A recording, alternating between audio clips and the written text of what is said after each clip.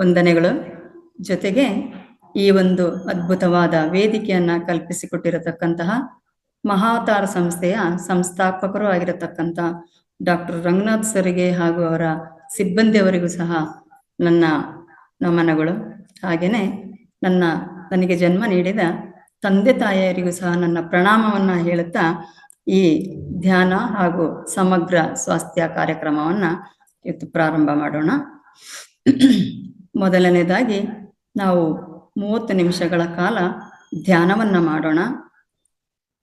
ಎಲ್ಲ ಹಳೆಯ ಮಾಸ್ಟರ್ಸಿಗೆ ಗೊತ್ತಿರುವ ಕಾರಣ ತಾವು ಧ್ಯಾನದ ನಿಯಮವನ್ನು ಪಾಲಿಸಿ ಧ್ಯಾನಕ್ಕೆ ಕೂತ್ಕೊಳ್ಳಿ. ಒಂದು ವೇಳೆ ಹೊಸಬರಿದ್ದಂಥ ಪಕ್ಷದಲ್ಲಿ ತಾವು ಕುರ್ಚಿ ಅಥವಾ ಸೋಫಾ ಅಥವಾ ಮಂಚದ ಮೇಲೆ ಅಂದರೆ ಕೆಳಗೆ ಕಾಲು ನೀಡಿ ಕೂತವರು ತಮ್ಮ ಎರಡೂ ಕೈಗಳನ್ನು ಲಾಕ್ ಮಾಡ್ಕೊಳ್ಳಿ. ಕಾಲುಗಳನ್ನು ಹೀಗೆ ಲಾಕ್ ಮಾಡಿಕೊಂಡು ಕೂತ್ಕೊಳ್ಳಿ. ಒಂದು ವೇಳೆ ತಾವು ಕನ್ನಡಕವನ್ನು ಧರಿಸಿದಂಥ ಪಕ್ಷದಲ್ಲಿ ಕನ್ನಡಕವನ್ನು ಪಕ್ಕದಲ್ಲಿ ಇಟ್ಟುಕೊಳ್ಳಿ. ಒಂದು ಲೋಟ ನೀರನ್ನು ಕುಡಿಯಿರಿ. ಸುಖಾಸನದಲ್ಲಿ ಅಥವಾ ಪದ್ಮಾಸನದಲ್ಲಿ ಕೂತವರು ತಮ್ಮ ಎರಡೂ ಕೈಗಳನ್ನು ಲಾಕ್ ಮಾಡಿಕೊಂಡು ಹೊಟ್ಟೆಯ ಕೆಳಗೆ ತೊಡೆಯ ಮೇಲೆ ಇಟ್ಟುಕೊಂಡು ಕುಳಿತುಕೊಳ್ಳುವುದು. ಸಾಮಾನ್ಯವಾಗಿ ಧ್ಯಾನ ಮಾಡಬೇಕಾದ್ರೆ ನಾವು ತುಂಬ ನಮ್ಮ ಈ ದೇಹವನ್ನು ರಿಲ್ಯಾಕ್ಸ್ ಆಗಿ ಇಟ್ಕೊಳ್ಬೇಕಾಗತ್ತೆ. ಯಾಕಂದರೆ ನಮ್ಮ ದೇಹದಲ್ಲಿ ಯಾವುದೇ ಬಿಗಿತ, ಯಾವುದೇ ಭಾರ ಇರಬಾರದು ಅಥವಾ ಇರದಂತೆ ನೋಡಿಕೊಳ್ಳೋದು ಸಹ ನಮ್ಮ ಕರ್ತವ್ಯ. ನಾವು ಹಸನ್ಮುಖರಾಗಿ ಅಥವಾ ಮುಗುಳ್ನಗುತ್ತಾ ಈ ಒಂದು ಧ್ಯಾನಕ್ಕೆ ಕೂತ್ಕೊಳ್ಳಬೇಕಾದ್ರೆ ನಾವು ಕೂತ್ಕೊಳ್ಳುವಾಗ ಕಣ್ಣುಗಳನ್ನು ಮೃದುವಾಗಿ ಮುಚ್ಚಿಕೊಳ್ಳಬೇಕು.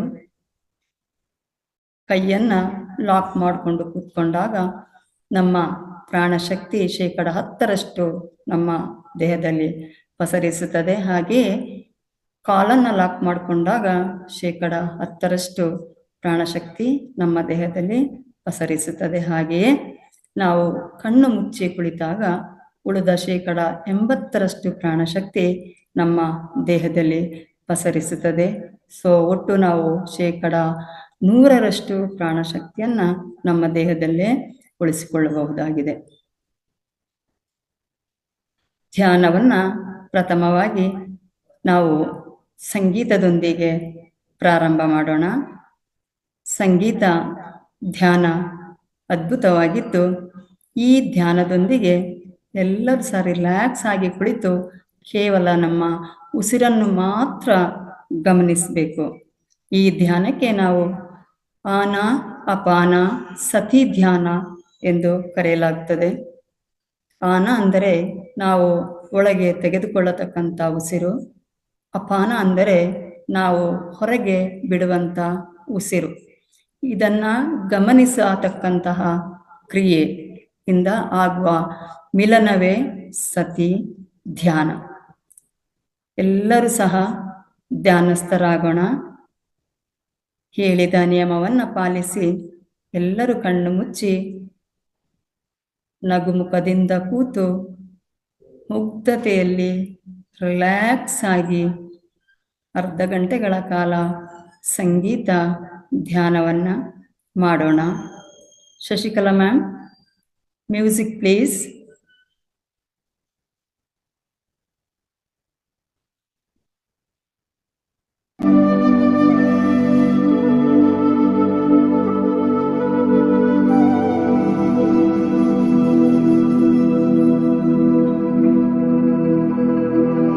ಮನಸ್ಸಿನಲ್ಲಿ ಯಾವುದೇ ಚಿಂತೆ ಬೇಡ, ಯಾವುದೇ ಆಲೋಚನೆ ಬೇಡ.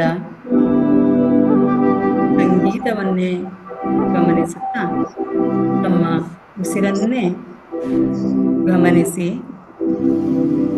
ನಾವು ತೆಗೆದುಕೊಳ್ಳುವ ಉಸಿರು ಹಾಗೂ ಬಿಡುವ ಉಸಿರನ್ನೇ ಗಮನಿಸಿ. ಉಸಿರಿದ್ದರೆ ಶಿವ, ಉಸಿರು ನಿಂತರೆ ಶವ. ಇದ್ರೆ ನಮ್ಮ ಪ್ರಾಣ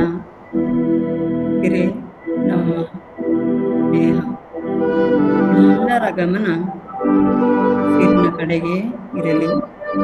ಎಲ್ಲರೂ ತಮ್ಮ ಉಸಿರನ್ನೇ ಗಮನಿಸಿ.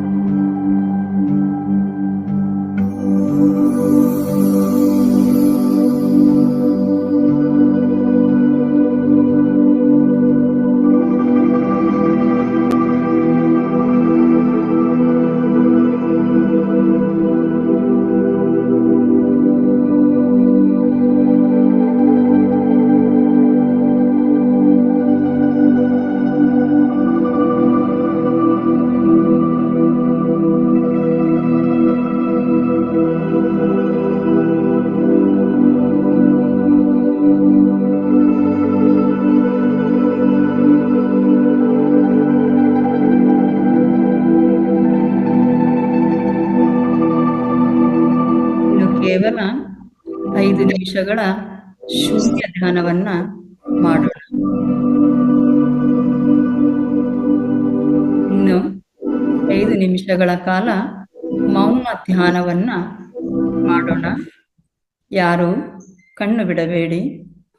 5 ನಿಮಿಷಗಳ ಶೂನ್ಯ ಧ್ಯಾನ, ಆಳವಾದ ಶೂನ್ಯ ಧ್ಯಾನಕ್ಕೆ ಹೋಗೋಣ. ಯಾರು ಕಣ್ಣು ಬಿಡಬೇಡಿ.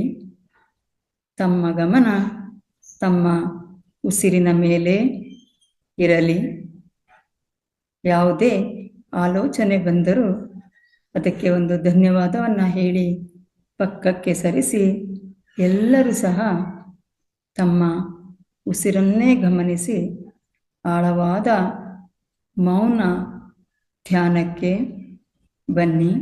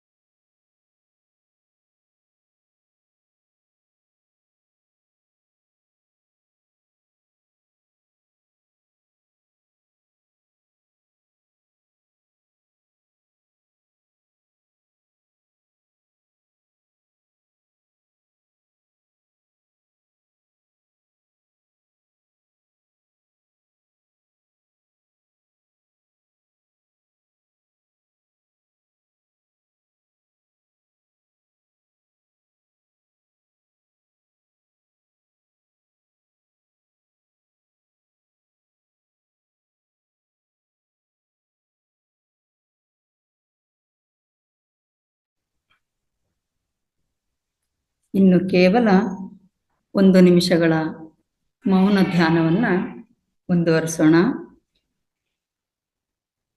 ಎಲ್ಲರ ಗಮನ ಉಸಿರಿನ ಮೇಲೆ ಇರಲಿ.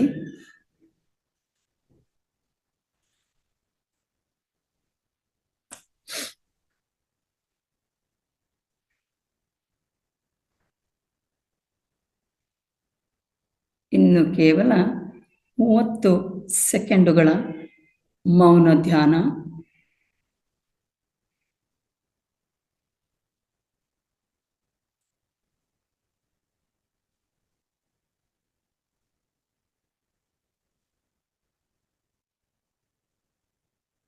ಕೇವಲ 10 ಸೆಕೆಂಡುಗಳ ಮೌನ ಧ್ಯಾನ. ಎಲ್ಲರ ಗಮನ ಉಸಿರಿನ ಮೇಲೆ ಇರಲಿ. ಯಾರು ಕಣ್ಣು ತೆರೆಯಬೇಡಿ.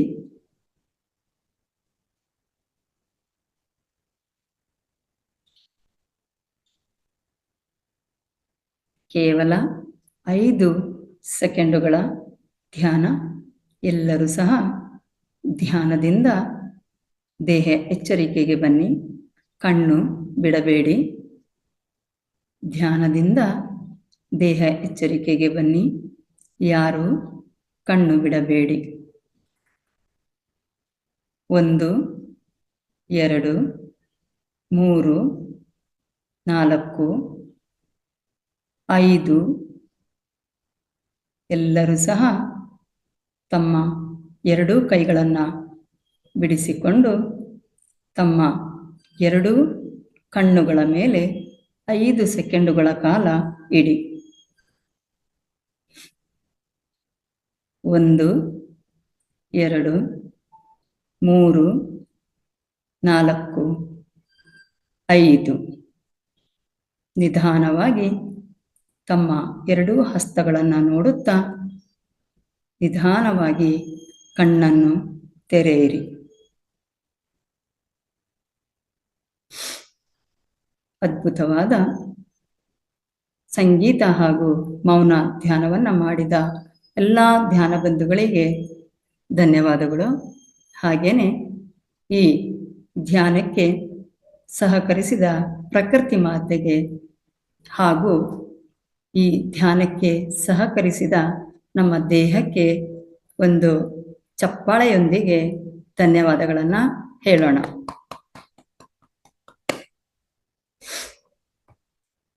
ಮುಂದಿನ ಭಾಗ ಪತ್ರಿಜಿಯವರ ವಾಣಿಯೊಂದಿಗೆ ನಾವು ಪ್ರಾರಂಭ ಮಾಡೋಣ. ಶ್ವಾಸವೇ ಗುರು. ಅವರವರ ಶ್ವಾಸವು ಅವರವರಿಗೆ ಗುರು. ಗುರುವನ್ನು ಪಡೆಯಬೇಕೆಂದರೆ ಕುಳಿತುಕೋ ಕುಳಿತುಕೋ ಕುಳಿತುಕೋ. ಕಣ್ಣೆರಡನ್ನು ಮುಚ್ಚಿಕೊಳ್ಳಬೇಕು. ಶ್ವಾಸದ ಮೇಲೆ ಗಮನವಿರಲಿ.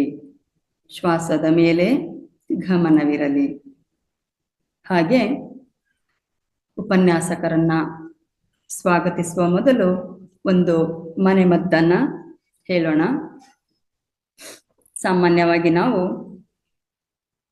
ಅನೇಕ ಜನರಿಗೆ ಬಾಯಿಯಲ್ಲಿ ಏನಾದರೂ ತೊಂದರೆ ಆದಾಗ, ಕೆಲವೊಮ್ಮೆ ಅಜೀರ್ಣತೆ ಇದ್ರೂ ಸಹ ಬಾಯಿಯಲ್ಲಿ ದುರ್ವಾಸನೆ ಬರತಕ್ಕಂತಹ ಸಾಧ್ಯತೆ ಇದೆ.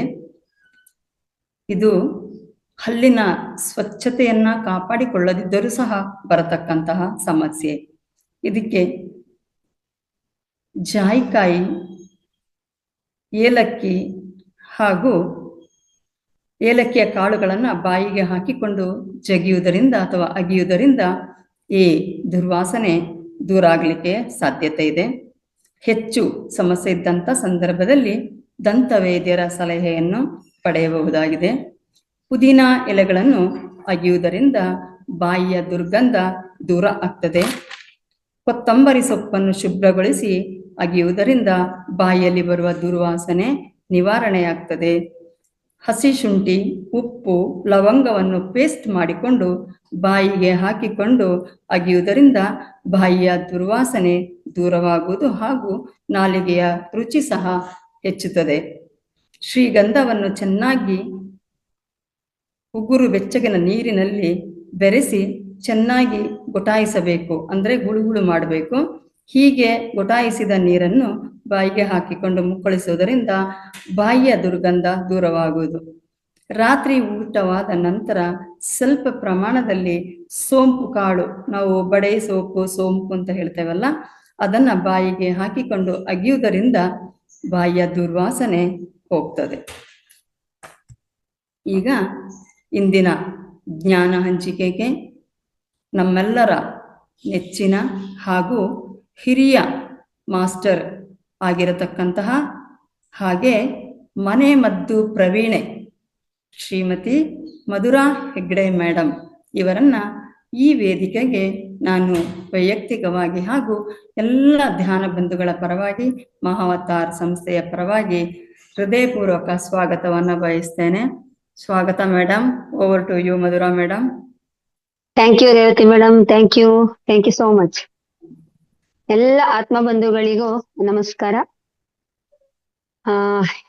ಈ ದಿನ ನಾನು ಒಂದು ಉಪನ್ಯಾಸ ಮಾಡ್ಲಿಕ್ಕೆ ಅಂತ ಬಂದಿದ್ದೇನೆ. ಕ್ಲಿಯರ್ ಇದೆಯಾ? ಇದೆ ಮ್ಯಾಮ್, ಇದೆ ಮಾತಾಡಿ. ಇದೆ, ಕ್ಲಿಯರ್ ಇದೆ. ಈ ಉಪನ್ಯಾಸವನ್ನು ಸ್ಟಾರ್ಟ್ ಮಾಡೋಕ್ಕಿಂತ ಮೊದಲು ನಮ್ಮೆಲ್ಲರ ಗುರುಗಳಾದ ಸುಭಾಷ್ ಪತ್ರಿಜಿ ಅವರಿಗೂ ಹಾಗೂ ಮಹಾವತಾರ್ ಬಾಬಾಜಿಯವರಿಗೂ ಹಾಗೂ ನನ್ನ ತಂದೆ ತಾಯಿಗಳು ಹಾಗೂ ಇಲ್ಲಿ ಬಂದಿರ್ತಕ್ಕಂಥ ಎಲ್ಲ ಆತ್ಮ ಬಂಧುಗಳಿಗೂ ಹಾಗೂ ರಂಗನಾಥ್ ಸರ್ ಅವರಿಗೂ ಕೂಡ ನಾನು ನಮಸ್ಕಾರಗಳನ್ನು ತಿಳಿಸುತ್ತಾ ಇವತ್ತಿನ ಒಂದು ಉಪನ್ಯಾಸವನ್ನು ಪ್ರಾರಂಭ ಮಾಡ್ತಾ ಇದ್ದೇನೆ. ಎಲ್ರಿಗೂ ಮತ್ತೊಮ್ಮೆ ಥ್ಯಾಂಕ್ ಯು. ನಾನು ಇವತ್ತು ತಗೊಂಡಿರತಕ್ಕಂತ ಉಪನ್ಯಾಸ ನಿಜವಾದ ಪುಷ್ಪಾರ್ಚನೆ ಅಂತ. ಎಷ್ಟೋ ಜನಕ್ಕೆ ಗೊತ್ತಿರ್ಬೋದು ಪುಷ್ಪಾರ್ಚನೆ ಅಂದ್ರೆ, ಗೊತ್ತಿರುತ್ತೆ ಹೇಗೆ ಪುಷ್ಪಾರ್ಚನೆ ಮಾಡೋದು ಅಂತ. ಅದ್ರ ಬಗ್ಗೆ ನನಗ್ ಗೊತ್ತಿದ್ದಷ್ಟನ್ನ ನಾನು ಇವತ್ತು ಹೇಳಲಿಕ್ಕೆ ಇಷ್ಟಪಡ್ತೀನಿ.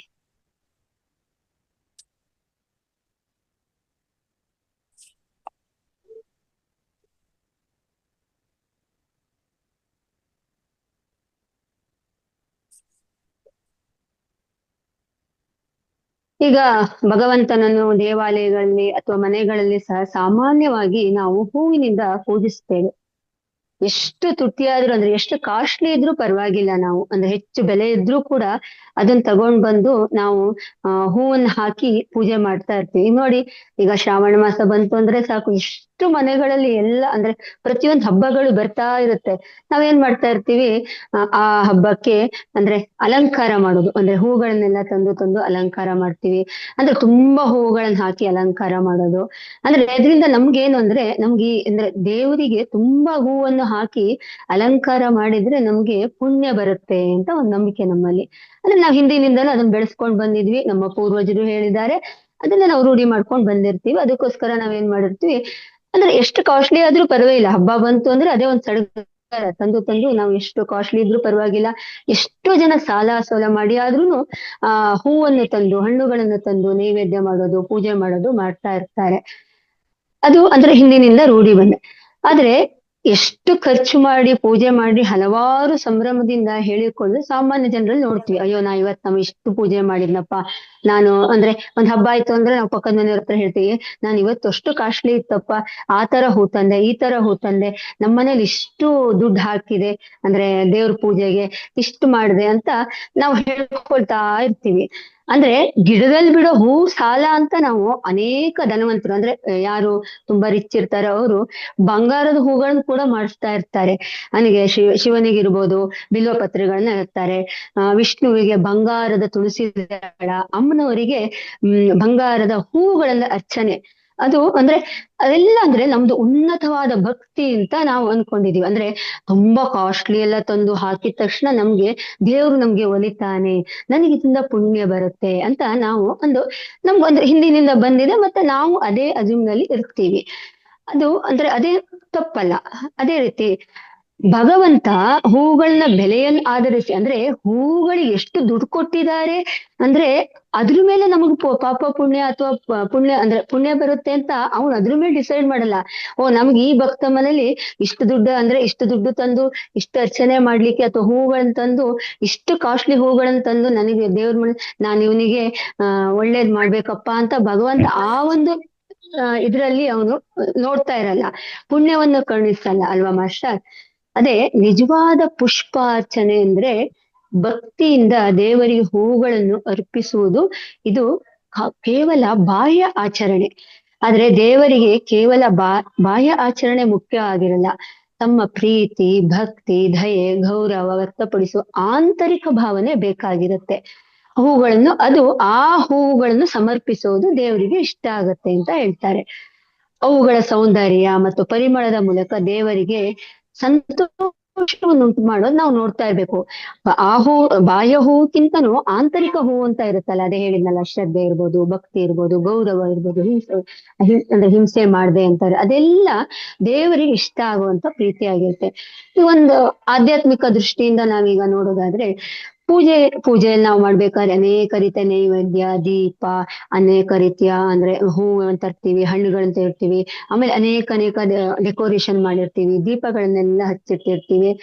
ಅದೇ ಅದು ಸೃಷ್ಟಿಯ ಹೂವಿಗಿಂತಲೂ ಹೆಚ್ಚು ಪ್ರೀತಿ ನಮ್ಮ ಭಾವಪೂರ್ಣ ಮನಸ್ಸು ಮತ್ತು ಶುದ್ಧ ಚಿಂತನೆ, ಸೇವಾ ಮನೋಭಾವನೆ ಅಂತ ಹೇಳ್ತಾರೆ.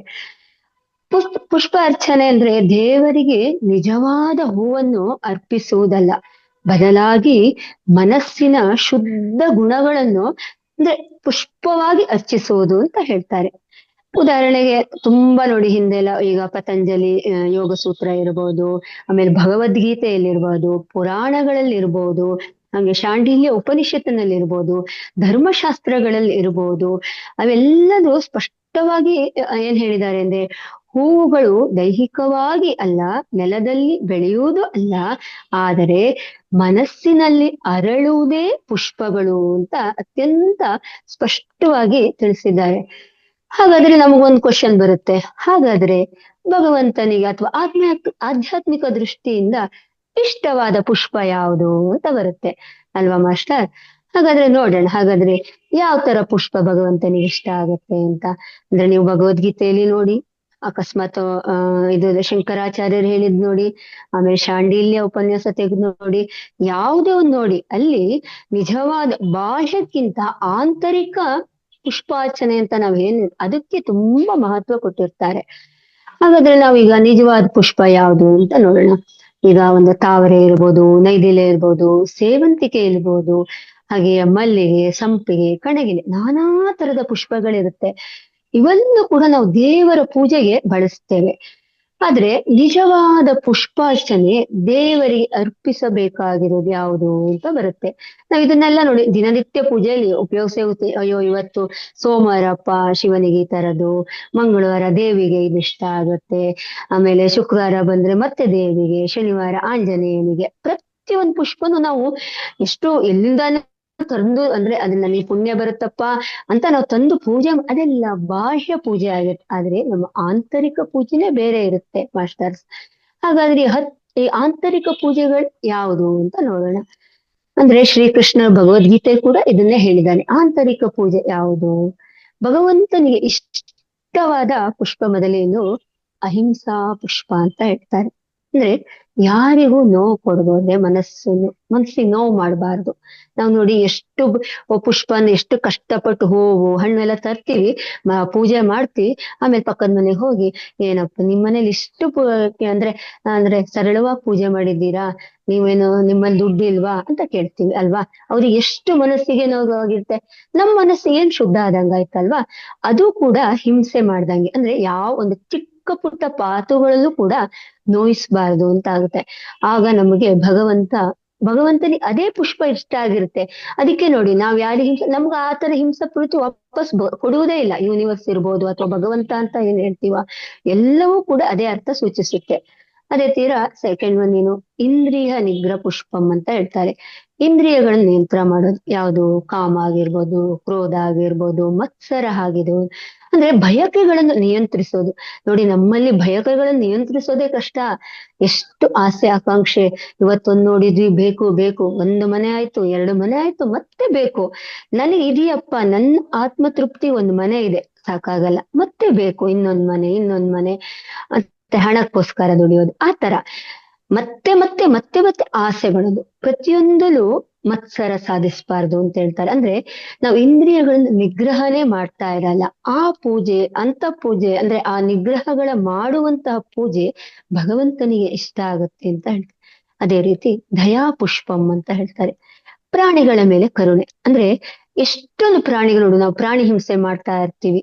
ಅಂದ್ರೆ ಒಂದು ನಾಯಿ ಕಂಡ್ರೆ ಸಾಕು ಅದನ್ನ ಓಡ್ಸೋದು. ಪಾಪ ಅದಕ್ಕೇನು ಒಂದಿಷ್ಟು ಏನೋ ಇಷ್ಟಪಟ್ಟಿರುತ್ತೆ, ಮನೆ ಹತ್ರ ಬಂದಿರುತ್ತೆ, ಏನೋ ನಾವು ಒಂಚೂರು ಅದಕ್ಕೇನ್ ಬೇಕೋ ಅದನ್ನ ಒಂದು ತುತ್ತು ಅನ್ನ ಕೊಡೋದು ಅಥವಾ ಏನು ನೀರ್ ಕೊಡೋದು. ಅದೇ ಪಕ್ಷಿಗಳೆಲ್ಲ ನಮ್ಮ ಮನೆ ಮುಂದೆ ಹಾರಾಡ್ತಾ ಇರುತ್ತೆ, ಅವುಗಳೊಂದಿಷ್ಟು ನೀರ್ ಕೊಡೋದು, ಅದ್ರಗಳಿಂದ ಅದನ್ನ ಮನೆ ಹತ್ರ ಬಂದ ತಕ್ಷಣ ಹಾರಿಸ್ಬಿಡೋದು. ಅಯ್ಯೋ ನಮ್ಮನೆ ಬಂತಪ್ಪ, ಗಲೀಜ್ ಮಾಡುತ್ತಪ್ಪ ಅಂತ. ಅದನ್ನ ಆ ತರ ಮಾಡಬಾರ್ದು ಅಂತ. ಅಂದ್ರೆ ಪ್ರಾಣಿಗಳ ಮೇಲೆ ದಯೆ ಇರ್ಬೇಕು, ಕರುಣೆ ತೋರಿಸ್ಬೇಕು, ಪ್ರೀತಿ. ಅದು ನಮಗೆ ವಾಪಸ್ ಮತ್ತೆ ಅದನ್ನೇ ಕೊಡ್ತಾ ಇರುತ್ತೆ. ಆ ರೂಪ ಅದು ಪ್ರಾಣಿ ಕೊಡದೆ ಹೋದು ಯಾವುದೋ ಒಂದು ರೂಪದಲ್ಲಿ ನಮ್ಮ ಭಗವಂತ ವಾಪಸ್ ಕರುಣಿಸ್ತಾ ಇರ್ತಾನೆ ಅಂತ ಹೇಳ್ತಾರೆ. ಅದಕ್ಕೋಸ್ಕರ ಪ್ರಾಣಿ ಪಕ್ಷಿಗಳ ಮೇಲೆ ದಯೆ ತೋರೋದು. ಅದೇ ರೀತಿ ಕ್ಷಮಾ ಪುಷ್ಪಂ ಅಂತ ಹೇಳ್ತಾರೆ. ಅಂದ್ರೆ ನಮಗೆ ಅಪಕಾರ ಮಾಡಿದ್ರೂ ಕೂಡ ನಾವು ಅವ್ರಿಗೆ ಉಪಕಾರ ಮಾಡ್ಬೇಕು ಅಂತ ಹೇಳ್ತಾರೆ. ಅಂದ್ರೆ ಯಾರೋ ಅವ್ರಿಗೆ ನಮ್ಗೆ, ನಾನು ಅವತ್ತು ಅವ್ರಿಗೆ ಸಹಾಯ ಮಾಡಿದ್ನಪ್ಪ, ನಾನು ನೋಡು ಅವ್ನ್ ಸಹಾಯನೇ ಮಾಡ್ತಾ ಇಲ್ಲ, ನನ್ಗೆ ಎಷ್ಟು ಕೆಟ್ಟದಾಗ ಹೇಳ್ತಾ ಇದ್ದಾನೆ ಅಂತ ನಾವು ಅವನಿಂದ ಬಯಸ್ಬಾರ್ದು. ಬೇರೆ ಯಾರೊಬ್ರು ನಮ್ಗೆ ಸಹಾಯ ಮಾಡ್ತಾ ಇರ್ತಾರೆ. ಭಗವಂತ ನಮ್ಮ ಆತ್ಮದಲ್ಲಿ ಅಷ್ಟು ಶುದ್ಧಿ ಇದ್ದಾಗ ನಮ್ಗೆ ಯಾವ್ದೋ ಒಂದು ರೂಪದಲ್ಲಿ ಕೊಡ್ತಾ ಇರ್ತಾನೆ. ಯೂನಿವರ್ಸ್ ಇರ್ಬೋದು, ಯೂನಿವರ್ಸ್ ಅಂದ್ರೆ ನಾವು ಭಗವಂತ ಅದೇ ಅನ್ಕೊಳ್ಳೋಣ, ಅದ್ರ ರೂಪದಲ್ಲಿ ನಮ್ಗೆ ವಾಪಸ್ ಕೊಡ್ತಾ ಇರುತ್ತೆ. ಇವನ್ ಸಹಾಯ ಮಾಡಿಲ್ಲ ಅಂತ ಮತ್ತೆ ಯಾರೋ ಒಬ್ಬ ನನಗೆ ಮಾಡ್ತಾ ಇರ್ತಾನೆ. ಅದಕ್ಕೆ ಅಪಕಾರ ಯಾವತ್ತೂ ಮಾಡಬಾರ್ದು ಅಂತ ಹೇಳ್ತಾರೆ. ಅಂದ್ರೆ ಪುರಾಣಗಳಲ್ಲಿ ಬಂದಿರೋದು ಇದೆಲ್ಲ. ಅದೇ ರೀತಿ ಜ್ಞಾನ ಪುಷ್ಪ. ಜ್ಞಾನ ಪುಷ್ಪ ಅಂದ್ರೆ ಆತ್ಮಜ್ಞಾನ. ಅಂದ್ರೆ ಆತ್ಮಜ್ಞಾನ ಬೇಕು ಮನುಷ್ಯನಿಗೆ. ಆತ್ಮಜ್ಞಾನ ಇಲ್ಲದೆ ಹೋದ್ರೆ ಏನೂ ಪ್ರಯೋಜನ ಇಲ್ಲ. ಆತ್ಮಜ್ಞಾನ ಅಂದ್ರೆ ನಾನ್ ಯಾಕಿದ್ದೀನಿ, ನಾನ್ ಯಾಕೆ ಈ ಭೂಮಿ ಮೇಲೆ ಬಂದಿದ್ದೀನಿ, ನಾನ್ ಏನ್ ಮಾಡ್ಬೇಕು, ನನ್ನ ಕರ್ತವ್ಯಗಳೇನು, ನಾನ್ ಹೇಗಿರ್ಬೇಕು, ಎಲ್ಲರ ಜೊತೆಗೆ ಎಷ್ಟು ಪ್ರೀತಿಯಿಂದ ಇರ್ಬೇಕು, ಯಾವ ರೀತಿ ಒಡನಾಟದಿಂದ ಇರ್ಬೇಕು, ಅಂದ್ರೆ ಅಕ್ಕಪಕ್ಕದವ್ರು ಇರ್ಬೋದು ಅಥವಾ ಮನೆಯಲ್ಲಿ ಇರ್ಬೋದು, ಎಲ್ಲರನ್ನು ಯಾವ ರೀತಿ ವಿಶ್ವಾಸ ಗಳಿಸ್ಬೇಕು, ಅದೆಲ್ಲ ನಾವು ಆತ್ಮಜ್ಞಾನ ಅದನ್ನ ತಗೊಳ್ತಾ ಇರ್ಬೇಕು. ಆ ತರ ಆತ್ಮಜ್ಞಾನ ಇದೆಯಲ್ಲ, ನಮ್ಮಲ್ಲಿ ಅರಿವು ಬರ್ತಾ ಇದೆಯಲ್ಲ, ಅದು ಭಗವಂತನಿಗೆ ಇಷ್ಟ ಆಗುತ್ತೆ ಅಂತ ಹೇಳ್ತಾರೆ. ಅದೇ ರೀತಿ ಧ್ಯಾನ. ಧ್ಯಾನ ಅಂದ್ರೆ ಧ್ಯಾನ ಪುಷ್ಪಂ. ಅದೇ ರೀತಿ ಇವತ್ತು ಅದೇ ನೋಡಿ, ಶಂಕರಿಂದ ಬಂದ್ರೆ ಪುಷ್ಪ ಅಂತ ಹೇಳ್ತಾರೆ. ಈಗ ಇವನ್ನು ಅಂದ್ರೆ ಡಾಕ್ಟರ್ಸ್ ಕೂಡ ಇವಾಗ ಏನ್ ಹೇಳ್ತಿದ್ದಾರೆ, ಮಾನಸಿಕವಾಗಿ ಶಾರೀರಿಕವಾಗಿ ಉನ್ನತ ಹೊಂದಬೇಕು ಅಂದ್ರೆ ನೀವು ಧ್ಯಾನ ಮಾಡಿ ಅಂತ ಹೇಳ್ತಿದ್ದಾರೆ. ಧ್ಯಾನ ಮಾಡೋದ್ರಿಂದ ನಮಗೆ ಅರಿವು ಮೂಡ್ತಾ ಬರುತ್ತೆ. ನಾನ್ ಯಾರು, ನಾನ್ ಯಾಕೆ ಬಂದೆ, ಆತ್ಮಜ್ಞಾನ ಹೆಚ್ಚಾಗ್ತಾ ಹೋಗುತ್ತೆ, ಏಕಾಗ್ರತೆ ಬರುತ್ತೆ, ಆಲೋಚನೆಗಳು ಕಡಿಮೆ ಆಗ್ತಾ ಬರುತ್ತೆ. ಅಂದ್ರೆ ಕೆಟ್ಟ ಆಲೋಚನೆಗಳು, ನಾವು ಈ ಥಾಟ್ಸ್ ಬಂದಿದೆ ಹೇಳ್ತೀವಿ ನೋಡಿ, ಕುತ್ಕೊಂಡಾಗ ಧ್ಯಾನ ಮಾಡ್ತಾ ಇದ್ದಾಗ ನಮಗ್ ಥಾಟ್ಸ್ ಬರ್ತಾನೆ ಇರುತ್ತೆ. ಅದು ಯಾವ್ದಾದ್ರು ಒಳ್ಳೆ ಥಾಟ್ಸ್ ಬರ್ತಾ ಇರುತ್ತಾ? ಇಲ್ಲ, ಪಕ್ಕದ ಮನೆ ಒಂದು, ನಮ್ಮನೆ ಅಕ್ಕಪಕ್ಕದ ಮಾಡಿರೋದು, ಅಥವಾ ಏನೋ ಬೇರೆಯವ್ರಿಗೆ ನಾನು ಏನ್ ಮಾಡ್ಬೇಕಪ್ಪ ಈಗ ಅನ್ನೋ ಥಾಟ್ಸ್ ಬರುತ್ತೆ. ಆ ಥಾಟ್ಸು ಕಡಿಮೆ ಮಾಡ್ಬೇಕು ಅಂದ್ರೆ ಧ್ಯಾನ ಮಾಡ್ಬೇಕು. ಹೇಗೆ? ಏಕಾಗ್ರತೆ ಬರುತ್ತೆ. ಅಂದ್ರೆ ನಮ್ ಬಗ್ಗೆ ಮಾತ್ರ ನಮಗ್ ಚಿಂತನೆ ಮಾಡಿ ಬರುತ್ತೆ. ಪಕ್ಕದ ಮನೇಲಿ ಎಂತ ಕಾರ್ ತಗೊಳ್ಳಿ, ಮನೆ ತಗೊಳ್ಳಿ, ಅವನ ಬಗ್ಗೆ ನಮ್ಗೆ ಚಿಂತೆ ಇರಲ್ಲ. ನನ್ನ ಬಗ್ಗೆ ಮಾತ್ರ, ಯಾಕಂದ್ರೆ ನನ್ನ ಆತ್ಮ ಬೇರೆ, ಅವನ ಆತ್ಮ ಬೇರೆ ಆಗಿರುತ್ತಲ್ವಾ. ಅದಕ್ಕೋಸ್ಕರ ನನ್ನ ಬಗ್ಗೆ ಮಾತ್ರ ಚಿಂತೆ ಮಾಡುದು. ನಾನೀಗ ಧ್ಯಾನ ಮಾಡ್ತೀನಿ, ನನ್ ಏಕಾಗ್ರತೆ ಇರ್ಬೇಕು, ಒಳ್ಳೆ ಆಲೋಚನೆಗಳನ್ನ ಮಾಡ್ಬೇಕು, ಒಳ್ಳೊಳ್ಳೆ ವಿಷಯಗಳನ್ನ ತಗೋಬೇಕು, ಜ್ಞಾನಾರ್ಜನೆ ಮಾಡ್ಬೇಕು, ಜ್ಞಾನವನ್ನು ಹಂಚಬೇಕು ಅನ್ನೋದು ನಮ್ಮಲ್ಲಿ ಮೂಡ್ತಾ ಹೋಗುತ್ತೆ. ಅಂದ್ರೆ ಅರಿವು ಅಂತ ಹೇಳ್ತೀವಲ್ಲ ಅದು. ಅದೇ ರೀತಿ ಶಾಂತಿ ಪುಷ್ಪಂ ಅಂತ ಹೇಳ್ತಾರೆ. ಶಾಂತಿ ಪುಷ್ಪಂ ಅಂದ್ರೆ ಮನಸ್ಸು ಉದ್ವೇಗಕ್ಕೆ ಒಳಗಾಗಬಾರ್ದು. ನೋಡಿ, ಎಷ್ಟು ಜನ ಮನಸ್ಸನ್ನ ಕಂಟ್ರೋಲ್ ಹಿಡ್ಕೊಳಕ್ ಆಗಲ್ಲ, ಉದ್ವೇಗಕ್ಕೆ ಒಳಗಾಗ್ಬಿಡ್ತೀನಿ, ಡಿಪ್ರೆಷನ್ಗೆ ಹೊರಟೋಗ್ಬಿಡ್ತೀವಿ. ಅಯ್ಯೋ ನನಗೆ ಹಾಗಾಯ್ತು, ನನ್ಗೆ ಯಾಕೋ ಇವತ್ತು ತುಂಬಾ ಬೇಜಾರಾಗ್ತಾ ಇದೆ, ತುಂಬಾ ನೋವಾಗ್ತಾ ಇದೆ. ಅಂದ್ರೆ ಅವರು ಹಂಗ ಹೇಳಿದ್ರಪ್ಪ ನನ್ಗೆ, ಅಯ್ಯೋ ನಿಮ್ ಮನೇಲೇನು ಈ ತರ ಅಂತ ಹೇಳಿದ್ರಪ್ಪ, ನಂಗೆ ಆ ತರ ಹೇಳಿದ್ರಪ್ಪ, ನಂಗೆ ತುಂಬಾ ನೋವಾಗುತ್ತೆ. ಅದನ್ನ ಅದನ್ನ ಪ್ರೀತಿಯಿಂದ ಸ್ವೀಕರಿಸಿ. ಅದ್ರಲ್ಲಿ ಏನಿದೆ ಅಲ್ವಾ, ಆಯ್ತಪ್ಪ, ನಾನಿರೋದೆ ಹೇಗೆ, ನಮ್ಮನೆ ಇರೋದೆ ಹೇಗೆ, ಅದನ್ನ ಆ ಪ್ರೀತಿಯ ಸ್ವೀಕಾರ ಮನೋಭಾವನೆಯನ್ನ ಬೆಳೆಸ್ಕೊಳ್ತಾ ಬರ್ಬೇಕು. ಅಂದ್ರೆ ಕ್ಷಮಾಗುಣ. ದುಃಖ ಬಂದಾಗ ಕುಗ್ಗೋದು, ಸುಖ ಬಂದಾಗ ಹಿಗ್ಗೋದು. ಅಯ್ಯೋ ಇವತ್ತು ನಾನು ಎಷ್ಟು ಸುಖ ಇದೆ ನನಗೆ ಅಂತ ಹೇಗೋದು. ಅದೇ ದುಃಖ ಬಂದ್ಬಿಡ್ಲಿ, ಎಷ್ಟು ಕೆಳಮಟ್ಟದಲ್ಲಿ ಇಳಿತೀವಿ ನೋಡಿ. ಆಮೇಲೆ ಯಾರು ಹೊಗಳಿದ್ರೆ ಸಾಕು, ಅಯ್ಯೋ ನಾವ್ ಈ ಭೂಮಿ ಮೇಲೆ ಇರಲ್ಲ, ನನಗೆ ಇವತ್ತು ಅವ್ರು ಹೊಗಳಿದ್ರಪ್ಪ ಅಂತ ಯಾವತ್ತು ಸುಖ ದುಃಖ ಹೊಗಳೋದು ಎಲ್ಲದನ್ನು ಕೂಡ ನಾವು ಸಮಾನಾಂತರವಾಗಿ ತಗೊಳ್ಬೇಕು. ಅದಕ್ಕೆ ಯಾವುದು ಸಹಾಯ ಮಾಡುತ್ತೆ ನಮಗೆ? ಧ್ಯಾನ. ಇವೆಲ್ಲ ಗುಣಗಳನ್ನು ಬೆಳೆಸ್ಕೊಂಡಾಗ ನಮಗೆ ನಮ್ಮಲ್ಲಿ ಆತ್ಮಜ್ಞಾನ ಹೆಚ್ಚಾಗುತ್ತಲ್ವಾ. ಆಗ ಏನಾಗುತ್ತೆ, ಈ ತರ ಕ್ಷಮಾಗುಣ ಬರುತ್ತೆ. ಕ್ಷಮೆ ತುಂಬಾ ಒಳ್ಳೇದು. ಕ್ಷಮಿಸೋ ಗುಣ ಇದೆಯಲ್ಲ, ಪ್ರತಿಯೊಬ್ಬರನ್ನು ಕ್ಷಮಿಸಿ ನೋಡಿ. ಒಂದು ಮುಗುಳ್ನ ಏನು ಕೊಡು ತಗೋ ಅಂತ ಏನು ಹೇಳಲ್ಲ, ಅವ್ರೇನೋ ಹೇಳಿದ್ರ ವಾಪಸ್ ನೀವ್ ಹೇಳ್ಬೇಕಾದ್ರೆ ಎಷ್ಟು ಅದ್ಭುತವಾಗಿ ಅವು ಅಲ್ಲಿಂದ ಸಿಗುತ್ತಲ್ಲ ಆ ಪ್ರೀತಿ, ಅದು ಎಷ್ಟು ಚೆನ್ನಾಗಿರುತ್ತೆ ಅಂದ್ರೆ ನಾವು ಮುಂದೆ ಮುಂದೆ ಆತ್ಮ ಜ್ಞಾನವನ್ನು ಹೆಚ್ಚಿಸ್ಕೊತ ನಾವು ಮುಂದೆ ಮುಂದೆ ನಮ್ಮ ಜೀವನ ನಿರೂಪಿಸ್ಕೊಳ್ಳಿಕ್ಕೆ ತುಂಬಾ ಸಹಾಯವಾಗುತ್ತೆ. ಅದೇ ರೀತಿ ಸತ್ಯ ಪುಷ್ಪಂ, ಇದು ಭಗವಂತನಿಗೆ ಅತ್ಯಂತ ಪ್ರಿಯವಾದ ಪುಷ್ಪ. ಯಾಕಂದ್ರೆ ಸತ್ಯ ಎಲ್ಲರಿಗಿಂತ ಮಿಗಿಲಾಗಿರೋದು ಸತ್ಯ. ಸುಳ್ಳು ಹೇಳ್ಬಾರ್ದು ಅಂತ ಹೇಳ್ತಾರೆ. ಸತ್ಯವಾಗಿ ನುಡಿ. ನಮ್ಮ ಹತ್ರ ಏನಿದೆ ಅದನ್ನ ಹೇಳೋದು. ಇಲ್ಲಪ್ಪ ನಾನೀಗ ಈ ತರ ಇದೀನ, ನನ್ನ ಪರಿಸ್ಥಿತಿ ಈ ರೀತಿ ಇದೆ. ಇಲ್ಲಪ್ಪ ನನಗೆ ಆ ತರ ಎಲ್ಲ, ನಾನು ತುಂಬಾ ಹಂಗಿದ್ದೀನಿ ಹಿಂಗಿದ್ದೀನಿ. ಅವನ ಸುಳ್ಳು ಹೇಳೋದು, ಬೇರೆಯವ್ರ ಹತ್ರ ಹೋಗಿ ಸುಳ್ಳು ಹೇಳ್ತಾ ಇರೋದು. ಯಾಕೆ? ಸುಳ್ಳಿನಿಂದ ಅನೇಕ ಅನಾಹುತ ಆಗ್ತಾ ಇರುತ್ತೆ. ಒಬ್ರಿಗೊಬ್ರು ಸಂಸಾರಗಳು ಒಡೆಯುತ್ತಿರುತ್ತೆ. ಅಕ್ಕಪಕ್ಕದವ್ರ ಬಗ್ಗೆ ದ್ವೇಷ ಬರೆಸ್ತಾ, ದ್ವೇಷ ನಮ್ಮನ್ನೇ ಕೊಲ್ತಾ ಹೋಗುತ್ತೆ. ಆಮೇಲೆ ಯಾರಲ್ಲೂ ವಿಶ್ವಾಸ ಇಟ್ಕೊಳಕ್ಕಾಗಲ್ಲ. ಸುಳ್ಳು ಹೇಳ್ತಾ ಹೊಳ್ತೊಳ್ಳೆ ಒಂದಿನ ಸುಳ್ಳಿನ ಗೋಪುರನೇ ಬಿದ್ದು ಹೋಗ್ತಾ ಇರುತ್ತೆ. ಅದಕ್ಕೋಸ್ಕರ ನಾವು ಸುಳ್ಳನ್ನ ಹೇಳ್ಬಾರ್ದು ಅಂತ ಹೇಳ್ತಾರೆ. ಅದೇ ರೀತಿ ವೈರಾಗ್ಯ ಪುಷ್ಪಂ ಅಂತ ಹೇಳ್ತಾರೆ. ಅಂದ್ರೆ ಲೋಪದೋಷಗಳ ಬಗ್ಗೆ ಆಸಕ್ತಿ ಕಳ್ಕೊಳ್ಳೋದು. ಯಾವುದೇ ಲೋಪದೋಷ ಅಂದ್ರೆ ಬೇಡಪ್ಪ ನನಗಿದು ಅಂದ್ರೆ ಯಾರೋ ಏನೋ ಹೇಳಿದ್ರೆ ಅದೆಲ್ಲ ನಾವು ತಗೊಳ್ಳೋದು ಬೇಡ. ಅದ್ರ ಬಗ್ಗೆ ವೈರಾಗ್ಯ, ಯಾವಾಗ್ಲೂ ಅದ್ರ ಬಗ್ಗೆ ಚಿಂತೆ ಬೇಡ, ಏನು ಬೇಡ, ಇರ್ಲಿ ಪರವಾಗಿಲ್ಲ ಅನ್ನೋ ವೈರಾಗ್ಯ ತಗೊಳ್ಳೋದು. ಅದೇ ರೀತಿ ಶ್ರದ್ಧಾ ಪುಷ್ಪಂ ಅಂತ ಹೇಳ್ತಾರೆ. ಭಗವಂತನ ಮೇಲೆ ನಿಶ್ಚಲವಾದ ನಂಬಿಕೆ.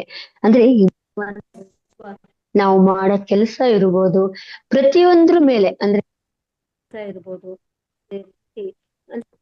ಕೆಲಸ ಮಾಡ್ತಿದ್ದೀನಿ ಅದ್ರ ಬಗ್ಗೆ ನಮ್ಗೆ ಶ್ರದ್ಧೆ ಇರ್ಬೇಕು, ನಿಶ್ಚಲವಾದ ಭಕ್ತಿ ಇರ್ಬೇಕು.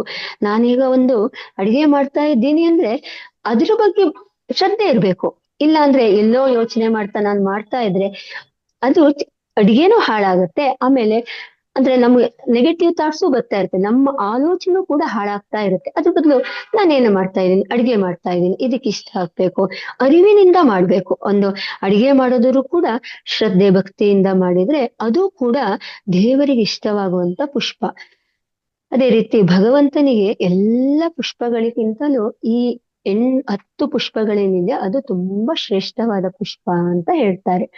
ಅದೇ ರೀತಿ ಅದಕ್ಕಾಗಿ ನಾವು ನಿಜವಾದ ಪುಷ್ಪ ಅರ್ಚನೆ ಎಂಬುದು ಮನಸ್ಸಿನಿಂದ ಮಾಡುವ ಶುದ್ಧ ಪ್ರಾರ್ಥನೆ ಅಂತ. ಅದು ಅಂದ್ರೆ ಮನಸ್ಸಿನಿಂದಾನೇ ಬರ್ಬೇಕು. ಅಂದ್ರೆ ಯಾರೋ ಒಬ್ರು ಕಾಟಾಚಾರಕ್ಕೆ ಮಾಡೋದು, ಅವ್ರು ಇವತ್ ನಮ್ಮನೆಗೆ ಅಂದ್ರೆ ಅರ್ಶಿನ ಕುಂಕುಮಕ್ ಬರ್ತಾ ಇದ್ದಾರೆ, ನಮ್ಮನೆಯಲ್ಲಿ ಅಂದ್ರೆ ವಿಜೃಂಭಣೆಯಿಂದ ಮಾಡಿ ನಮ್ಮಲ್ಲಿರೋ ಒಂದು ಇದು ಆಡಂಬರವನ್ನು ಅವ್ರಿಗೆ ತೋರ್ಸೋಣ ಅಂತ ಬೇಕಾಗಲ್ಲ. ನಮ್ಮ ಒಂದು ಖುಷಿಗೆ, ನಮ್ಮ ಒಂದು ಆತ್ಮಜ್ಞಾನಕ್ಕೆ ನಮಗೆ ಎಷ್ಟು ಬೇಕೋ ಆ ತರ ಪೂಜೆ ಮಾಡೋದು. ಮನಸ್ಸಿನಿಂದ ಮಾಡುವ ಶುದ್ಧ ಪ್ರಾರ್ಥನೆ ಅಂತ ಹೇಳ್ತಾರೆ. ಆಮೇಲೆ ಗುಣಗಳಲ್ಲಿ ಅಂದ್ರೆ ಎಲ್ಲಾ ಗುಣಗಳನ್ನು ಅದರಲ್ಲಿ ಅಳವಡಿಸ್ಕೊಂಡು ನಾವು ದೇವರಿಗೆ ಅರ್ಪಣೆ ಮಾಡ್ಬೇಕಾಗತ್ತೆ. ಅದೇ ರೀತಿ ಶ್ರದ್ಧೆ, ಶಾಂತಿ, ಕ್ಷಮೆ, ತ್ಯಾಗ ಇತ್ಯಾದಿ. ಆಧ್ಯಾತ್ಮಿಕವಾಗಿ ದೇವರಿಗೆ ಶ್ರೇಷ್ಠವಾದದ್ದು ಗುಣಪೂರ್ಣತೆ, ಶುದ್ಧ ಭಾವನೆ, ನಿಸ್ವಾರ್ಥ ಶಕ್ತಿ ಮತ್ತು ಸದ್ಗುಣಗಳಿಂದ ಕೂಡಿದ ಜೀವನ ಶೈಲಿ ಅಂತ ಹೇಳ್ತಾರೆ. ಅದೇ ರೀತಿ ನಾವೀಗ ಪೌರಾಣಿಕದಲ್ಲಾಗಿ ಆಧ್ಯಾತ್ಮಿಕ ದೃಷ್ಟಿಯಿಂದ ಒಂದು ಕತೆ ನೋಡುವುದಾದ್ರೆ, ಈಗ ನೋಡಿ ಶಬರಿ ಮತ್ತು ರಾಮನ್ ಕತೆ ಗೊತ್ತಿದೆ ಎಲ್ರಿಗೂ. ಅವಳು ಎಷ್ಟು ಭಕ್ತಿ ಇತ್ತು, ಅವಳಿಗೆ ಎಷ್ಟು ಶ್ರದ್ಧೆ ಇತ್ತು ಅಂತ. ಅಂದ್ರೆ ಆ ಭಕ್ತಿ ಮತ್ತು ಶ್ರದ್ಧೆ ಅದು ನಿಜವಾದ ಪುಷ್ಪಾರ್ಚನೆ ಅಂತ. ನೋಡಿ ಶಬರಿ ಅಂದ್ರೆ ಎಲ್ರಿಗೂ ಗೊತ್ತಿದೆ, ಅವಳು ಅಂದ್ರೆ ಶಬರ ಜಾತಿಯಲ್ಲಿ ಹುಟ್ಟಿದ ಒಬ್ಳು ಮಹಿಳೆ, ಅನಾಥ ಮಹಿಳೆ, ಅವಳಿಗೆ ಯಾರು ಇರಲ್ಲ. ಅವಳು ಅಂದ್ರೆ ಅತ್ಯಂತ ಅಂದ್ರೆ ಕೆಳ ಜಾತಿ ಅದರಿಂದ ಹುಟ್ಟಿದ್ದು ಅಂತ ಹೇಳ್ತಾರೆ. ಅವಳು ಯಾವುದೋ ಒಂದು ಒಳ್ಳೆಯ ಕುಲಕ್ಕೆ ಸೇರಿದವಳೆಲ್ಲ ಹೇಳ್ತಾರೆ. ಆದ್ರೆ ಅಲ್ಲಿ ಮಾತಂಗ ಋಷಿಯನ್ನ ಒಂದು ಆಶ್ರಮದಲ್ಲಿ ಅವಳು ಬೆಳೀತಾ ಇರ್ತಾಳೆ. ಅಂದ್ರೆ ಅಲ್ಲಿ ಆ ಋಷಿಗಳ ಆಶ್ರಮದಲ್ಲಿ ಅಂದ್ರೆ ಸ್ವಚ್ಛತೆ ಮಾಡೋದು, ಕ್ಲೀನ್ ಆಗಿ ಇಟ್ಕೊಳ್ಳೋದು, ಅಂದ್ರೆ ಗುರುಗಳಿಗೆ ಏನ್ ಬೇಕೋ ಅದನ್ನ ಮಾಡ್ಕೊಡ್ತಾ ಇರೋದು. ಅಂದ್ರೆ ಮಾಡೋ ಕೆಲಸವನ್ನು ಶುದ್ಧ ಮನಸ್ಸಿನಿಂದ ಭಗವಂತನ ಸ್ಮರಣೆ ಮಾಡ್ತಾ ಪ್ರತಿದಿನ ಮಾಡೋಳು. ಒಂದಿನ ಬೇಜಾರ ಮಾಡ್ಕೊತಿರ್ಲಿಲ್ಲ. ಇದೇ ನಂದು ಒಂದು ಜೀವನದ ಒಂದು ವೃತ್ತಿಯಪ್ಪ, ನಾನಿಲ್ಲಿ ಭಗವಂತನನ್ನು ಕಾಣ್ಬೇಕು ಅಂತ ಹೇಳಿ ಪ್ರತಿದಿನ ಅವಳ ಕೆಲಸ ಕಾರ್ಯದಿಂದ ಅದು ನಿಷ್ಠೆಯಿಂದ ಮಾಡೋಳು. ಆದ್ರೆ ಅವಳು ಯಾವ ಪಂಡಿತನೂ ಅಲ್ಲ, ಯಾವ ಒಂದು ಅರ್ಚಕಳಲ್ಲ, ಅಥವಾ ಒಳ್ಳೆಯ ಒಂದು ಈಗ ಅಂದ್ರೆ ಉಪನ್ಯಾಸ ಮಾಡೋಳಲ್ಲ, ಆ ತರ. ಅಂದ್ರೆ ಅವಳದ್ದೇನಿದೆ ಅಂದ್ರೆ ರಾಮನನ್ನು ಕಾಣೋದೊಂದು ಭಕ್ತಿ ಅಷ್ಟೇ. ಅವಳಲ್ಲಿ ಆ ಶ್ರದ್ಧೆ ಇತ್ತು, ಅಂದ್ರೆ ಆತ್ಮದಿಂದ ಬರ್ತಾ ಇತ್ತು. ಅವಳಿಗೆ ಹೊರಗಡೆ ಯಾವ್ದು ಬೇಕಾಗಿರ್ಲಿಲ್ಲ, ಆತ್ಮ ದೃಷ್ಟಿಯಿಂದ ನೋಡ್ತಾ ಇದ್ಲು ಅವಳು ರಾಮನ, ಶ್ರದ್ಧೆಯಿಂದ ಭಕ್ತಿಯಿಂದ. ಅದೇ ಈಗ ಮಾತಂಗ ಋಷಿ ಆಶ್ರಮದಲ್ಲಿ ಬೆಳಿತಾ ಇದ್ಲು. ಅವಳು ಯಾವಾಗ್ಲೂ ರಾಮನ್ನ ಒಂದು ಅಂದ್ರೆ ಸ್ಮರಣೆ ಮಾಡ್ತಾ ಇದ್ಲು. ಅವಾಗ ಮಾತಂಗ ಋಷಿ ಹೇಳ್ತಾರೆ, ನೀನು ಒಂದಲ್ಲ ಒಂದಿನ ರಾಮನ ಭಕ್ತಿ ಅಂದ್ರೆ ರಾಮನ ಒಂದು ನೋಡುವ ಸೌಭಾಗ್ಯ ಸಿಗುತ್ತೆ ಅಂತ ಹೇಳ್ತಾರೆ. ಅವಾಗ ಮಾತಂಗ ಋಷಿ ಇದ್ದವರು ಅವ್ರು ಎಲ್ಲಿಗೆ ಹೋಗಿರ್ತಾರೆ ಅಂದ್ರೆ, ಅವರು ಹೀಗೆ ಋಷಿಗಳಲ್ವಾ, ಒಂದ್ ತಿಂಗಳಲ್ಲಿ ಪ್ರವಾಸ ಮಾಡ್ತಾ ಇರ್ತಾರೆ. ಅವ್ರು ಒಂದಿನ ಅವ್ರ ಆಶ್ರಮ ಬಿಟ್ಟು ಬೇರೆ ಕಡೆ ಹೋಗ್ತಾರೆ. ಅವಾಗ ಇವಳು ಶಬರಿ ಮಾತ್ರ ಆ ಮಾತಂಗ ಋಷಿಗಳ ಆಶ್ರಮದಲ್ಲಿ ಇರ್ತಾರೆ. ಆ ಟೈಮಲ್ಲಿ ರಾಮ ಮತ್ತು ಲಕ್ಷ್ಮಣರು ವನವಾಸಕ್ಕೆ ಬಂದಿರ್ತಾರೆ. ಕಾಡೆಲ್ಲ ಅಂದ್ರೆ ವನವಾಸಕ್ಕೆ ಸೀತೆ ಸಮೇತ ಬಂದಿರ್ತಾರೆ. ಅವಾಗ ಶಬರಿಯನ್ನು ಅಂದ್ರೆ ನೋಡುವ ಸಂದರ್ಭ ರಾಮ ಲಕ್ಷ್ಮಣರಿಗೂ ಆ ಸಂದರ್ಭದಲ್ಲಿ ಬರುತ್ತೆ. ಆಗ ಅವರು ಆ ಮಾತಂಗ ಋಷಿಗಳ ಆಶ್ರಮಕ್ಕೆ ಬರ್ತಾರೆ. ಯಾರು? ರಾಮ ಮತ್ತು ಲಕ್ಷ್ಮಣರು ಬರ್ತಾರೆ. ಅವಾಗ ಬಂದಾಗ ಅವಳು ಪ್ರತಿದಿನ ಏನ್ ಮಾಡ್ತಾ ಇದ್ಲು ಅಂದ್ರೆ, ರಾಮನಿಗೆ ಕೊಡ್ಬೇಕು ಅಂತ ಪ್ರತಿದಿನ ಅವಳು ಅವ್ರ ಕಾಡದಲ್ಲಿರೋ ಹಣ್ಣುಗಳನ್ನೆಲ್ಲ ಶೇಖರಿಸಿ, ಪ್ರತಿದಿನ ಅವ್ಳ ಕೆಲ್ಸ ಏನು ಅಂದ್ರೆ, ಎಷ್ಟು ದೂರದಲ್ಲಿರ್ಲಿ ಹಣ್ಣಿನ ಮರಗಳು ಕಾಡಿನಲ್ಲಿರೋದು, ಪ್ರತಿದಿನ ಅದನ್ನ ಸಂಗ್ರಹಣೆ ಮಾಡೋದೇ ಅವ್ಳ ಕೆಲ್ಸ ಆಗಿತ್ತು. ಅಂದ್ರೆ ರಾಮನ್ ನೋಡ್ಬೇಕು ಅದಷ್ಟು ಶ್ರದ್ಧಾಭಕ್ತಿಯಿಂದ ಮಾಡೋಳು ಪ್ರತಿದಿನ. ಅದೇ ರೀತಿ ಪ್ರತಿದಿನ ಹಣ್ಣುಗಳನ್ನ ಬರೋಳು. ರಾಮನಿಗೆ ಯಾವ ತರ ಮೋಸ್ಟ್ಲಿ ರಾಮನಿಗೆ ಸಿಹಿಯಾದ ಹಣ್ಣು ಇಷ್ಟವೇನೋ ಅಂತ ಪ್ರತಿದಿನ ಸಿಹಿ ಹಣ್ಣು ಅಂದ್ರೆ ಕಚ್ಚಿ ನೋಡ್ತಾ ಇದ್ಲವಳು. ಈ ಹಣ್ಣು ಸಿಹಿ ಇರ್ಬೋದು, ಆ ಹಣ್ಣು ಸಿಹಿ ಇರ್ಬೋದು ಅಂತ ಕಚ್ಚಿ ನೋಡಿ ಆ ಹಣ್ಣನ್ನು ಶೇಖರಿಸಿರುವಳು. ಹೀಗೆ ಅವಳು ಪ್ರತಿದಿನ ಸಂಗ್ರಹಿಸುತ್ತಾ ಇರ್ಬೇಕಾದ್ರೆ ಒಂದಿನ ಹೀಗೆ ಭಕ್ತಿಯಿಂದ ಪ್ರಾರ್ಥನೆ ಮಾಡ್ಕೋತಾ ರಾಮ ರಾಮ ಅಂತ ಹೇಳ್ತಾ ಇರ್ಬೇಕಾದ್ರೆ ಆ ಆಶ್ರಮಕ್ಕೆ ಅದೇ ರಾಮ ಲಕ್ಷ್ಮಣರು ಬರ್ತಾರೆ. ಆ ಟೈಮಲ್ಲಿ ಏನಾಗುತ್ತೆ ಅಂದ್ರೆ, ಇವಳಿಗೆ ಕೊಡ್ಲಿಕ್ಕೆ ಏನು ಇಲ್ಲ ಪಾಪ. ಇವಳು ಬಡ ಒಂದು ಮಹಿಳೆ ಆಗಿರ್ತಾಳೆ. ಅವಳಿಗೆ ಏನ್ ಕೊಡೋದು? ಅಯ್ಯೋ, ನನ್ನಲ್ಲಿ ದುಡ್ಡಿಲ್ಲ, ಹಣಕಾಸಿಲ್ಲ. ಅದೇ ಒಂದು ಬಹುಮಾನವನ್ನು ಕೊಡೋಣ ಅಂದ್ರೆ ನನ್ನಲ್ಲಿ ಯಾವುದೂ ಇಲ್ಲ. ನನ್ನ ಹತ್ರ ಇರೋದು ಶ್ರದ್ಧೆ ಮತ್ತು ಭಕ್ತಿ ಅಷ್ಟೇ ಅಲ್ವಾ ಅನ್ಕೊಂಡು ಅದನ್ನೇ ತುಂಬಾ ಶ್ರದ್ಧೆಯಿಂದ ಮಾಡ್ತಾ ಇರ್ತಿದ್ಲು. ಹಾಗೆ ಅವ್ರಿಗೆ ಬಂದಾಗ ಅವಳಿಗೆ ಸಂಗ್ರಹಿಷ್ಟ ಅಂದ್ರೆ ಕಾಲ್ ತೊಳೆದು ಒಳಗಡೆ ಕರೆದು ಎಲ್ಲ ಅದು ಗೊತ್ತಲ್ಲ, ಋಷಿಗಳು ಬಂದಾಗ ಒಬ್ಬರು ಜ್ಞಾನಿ ಬಂದಾಗ ನಾವು ಅದೆಲ್ಲ ಮಾಡ್ತೀವಿ. ಅದೇ ರೀತಿ ಅವಳು ಮನೆ ಒಳಗೆ ಕರೆಸ್ತಾಳೆ. ಅವಳಿಗೆ ಏನ್ ಕೊಡೋದು? ಅವಳಿಗೆ ಅವಾಗ ನೆನಪಾಯ್ತು, ನಾನು ಪ್ರತಿದಿನ ಶೇಖರಣೆ ಮಾಡ್ತಾ ಇದ್ನಲ್ಲ, ಸಂಗ್ರಹಣೆ ಮಾಡ್ತಾ ಇದ್ನಲ್ಲ ರಾಮನಿಗೋಸ್ಕರ, ಆ ಹಣ್ಣು ಕೊಡುವ ಅಂತ ಅವಳು ಆ ಹಣ್ಣುಗಳನ್ನೆಲ್ಲ ಸಂಗ್ರಹಿಸಿಟ್ಟು ಪ್ರತಿಯೊಂದು ಕಚ್ಚಿ ನೋಡಿರ್ತಾಳೆ ಅವಳು ಆ ಹಣ್ಣುಗಳನ್ನು. ಸಿಹಿ ಇದೆಯಾ ಇಲ್ವಾ ಅಂತ. ಯಾಕಂದ್ರೆ ಸಿಹಿ ಇದ್ರೆ ರಾಮ ಒಪ್ಕೋಬಹುದು, ಹುಳಿ ಪಾಪ ಯಾಕೆ ಕೊಡೋದು ಅಂತ ಅವಳ ಮನಸ್ಸಿನಲ್ಲಿ. ಅಂದ್ರೆ ಆಗ ಪ್ರತಿಯೊಂದು ಹಣ್ಣನ್ನು ಕಚ್ಚಿ ನೋಡಿ ಎಲ್ಲ ಹಣ್ಣನ್ನು ಕಚ್ಚಿರ್ತಾಳೆ ಅವಳು. ಅವಾಗ ಬಂದು ರಾಮ ಆ ಹಣ್ಣನ್ನು ಸ್ವೀಕರಿಸ್ತಾನೆ, ಪ್ರೀತಿಯಿಂದ ಸ್ವೀಕರಿಸ್ತಾನೆ. ಅವಾಗ ಲಕ್ಷ್ಮಣ ಹೇಳ್ತಾನೆ, ಅಂದ್ರೆ ಈ ಪ್ರತಿಯೊಂದು ಹಣ್ಣನ್ನು ಕಚ್ಚಿದೆಯಲ್ಲ, ನೀನು ಸ್ವೀಕಾರ ಮಾಡಿದೀಯಲ್ಲ ಅಂತ ಹೇಳ್ತಾರೆ. ಆಗ ಅಲ್ಲಿ ರಾಮನಿಗಂತ ಹೇಳ್ತಾನೆ, ನಾನು ಯಾಕಂದ್ರೆ ಆತ್ಮಜ್ಞಾನಿ ನೋಡಿ, ರಾಮ ಆತ್ಮಜ್ಞಾನಿ ಆಗಿರ್ತಾನೆ. ಅವನು ಎಲ್ಲವನ್ನು ಅರ್ಥಕೊಂಡಿರ್ತಾನೆ. ಅವನಿಗೆ ಯಾವುದು ಜಾತಿ ಮತ ಪಂಥ ಅದ್ ಯಾವ್ದ್ರ ಬಗ್ಗೆ ಅರಿವಿಲ್ಲ. ಅವನಿಗೆ ಅಲ್ಲಿ ಬೇಕಾಗಿರೋದು ಶ್ರದ್ಧೆ ಮತ್ತು ಭಕ್ತಿ. ಅಲ್ಲಿ ಶಬರಿಯ ಶ್ರದ್ಧೆ ಭಕ್ತಿ ಮಾತ್ರ ಅವಳಿಗೆ ಕಾಣ್ತಾ ಇರುತ್ತೆ. ಅಂದ್ರೆ ಅದೊಂದೇ ಅವನಿಗೆ ತಲೆಯಲ್ಲಿ ಇರ್ತಾ ಇರೋದು. ಆಗ ಅವನಿಗೆ ಅನ್ಸುತ್ತೆ, ತಿಂತಾನೆ. ಹಾಗೆ ತುಂಬಾ ಖುಷಿ ಆಗುತ್ತೆ ಅವಳಿಗೆ. ಶಬರಿಗೋಷ್ಠಿ ರಾಮನ್ ನೋಡಿದ್ನಲ್ಲ ಅನ್ನೋದು ಅವಳಿಗೆ ಗೊತ್ತಿಲ್ಲ. ನಾನು ಅಂದ್ರೆ ಮೋಸ್ಟ್ಲಿ ಅಂದ್ರೆ ಸಿಹಿ ಹಣ್ಣನ್ನು ಕೊಟ್ಟಿರೋದಕ್ಕೆ ರಾಮ ಸಂತೃಪ್ತಿ ಆಗಿದೆ. ಆದ್ರೆ ಅದು ರಾಮನಿಗೆ ಅರ್ಥ ಆಗುತ್ತೆ, ಇವಳಲ್ಲಿ ಇರೋ ಭಕ್ತಿ, ಶ್ರದ್ಧೆ, ಆಮೇಲೆ ಧನ್ಯತಾ ಭಾವನೆ, ಆಮೇಲೆ ಅಂದ್ರೆ ನೋಡುವ ದೃಷ್ಟಿ ಎಲ್ಲ ಎಷ್ಟೊಂದು ಉನ್ನತವಾಗಿದೆಯಲ್ಲ ಅಂತ.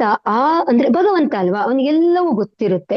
ಅದೇ ಅದು ಆ ಜ್ಞಾನ, ಆತ್ಮಜ್ಞಾನಿ ಅಲ್ಲ, ಅವನಿಗೆ ಗೊತ್ತಿರುತ್ತೆ. ರಾಮ ನೋಡಿ ಎಷ್ಟು ಶ್ರೀಮಂತರು ಮನೆ, ಅಯೋಧ್ಯ ನಡೆಸುವಂತಹ ಶ್ರೀರಾಮ ಕೂಡ ರಾಜ ಮನಸ್ಸಿನ ಅವನು ಇಷ್ಟು ಸಣ್ಣ ಶಬರಿಯ ಒಂದು ಸ್ವೀಕಾರವನ್ನು ಎಷ್ಟು ಪ್ರೀತಿಯಿಂದ ಸ್ವೀಕರಿಸ್ತಾನೆ ಅಂದ್ರೆ, ಅವನಲ್ಲಿ ಎಷ್ಟು ಆತ್ಮಜ್ಞಾನ ಇರುತ್ತೆ ಅಂತ ಅಲ್ವಾ ಮಾಸ್ಟರ್?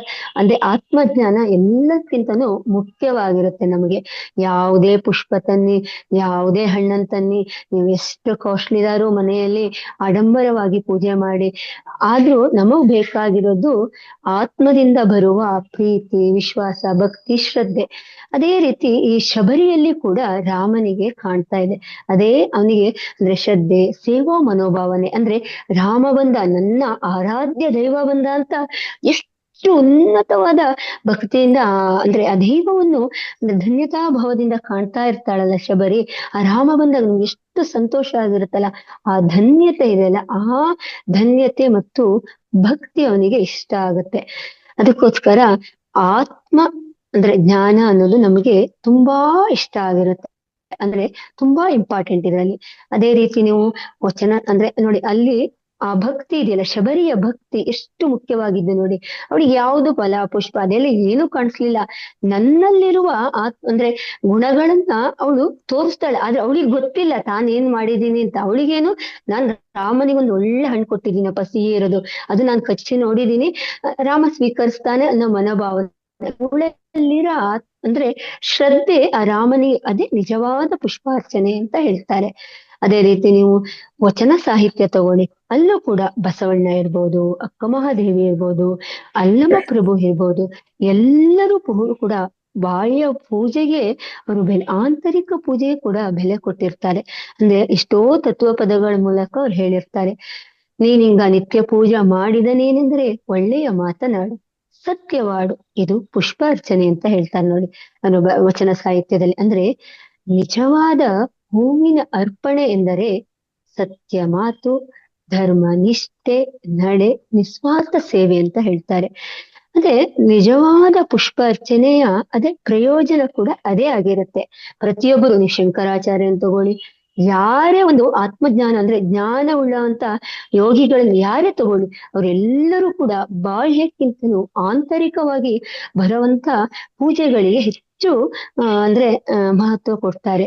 ಬಾಹ್ಯ ಪೂಜೆ, ಆಂತರಿಕ ಪೂಜೆ ತುಂಬಾ ಶ್ರೇಷ್ಠ ಎಲ್ರಿಗೂ ಕೂಡ ಬಾಹ್ಯ ಪೂಜೆಕ್ಕಿಂತ.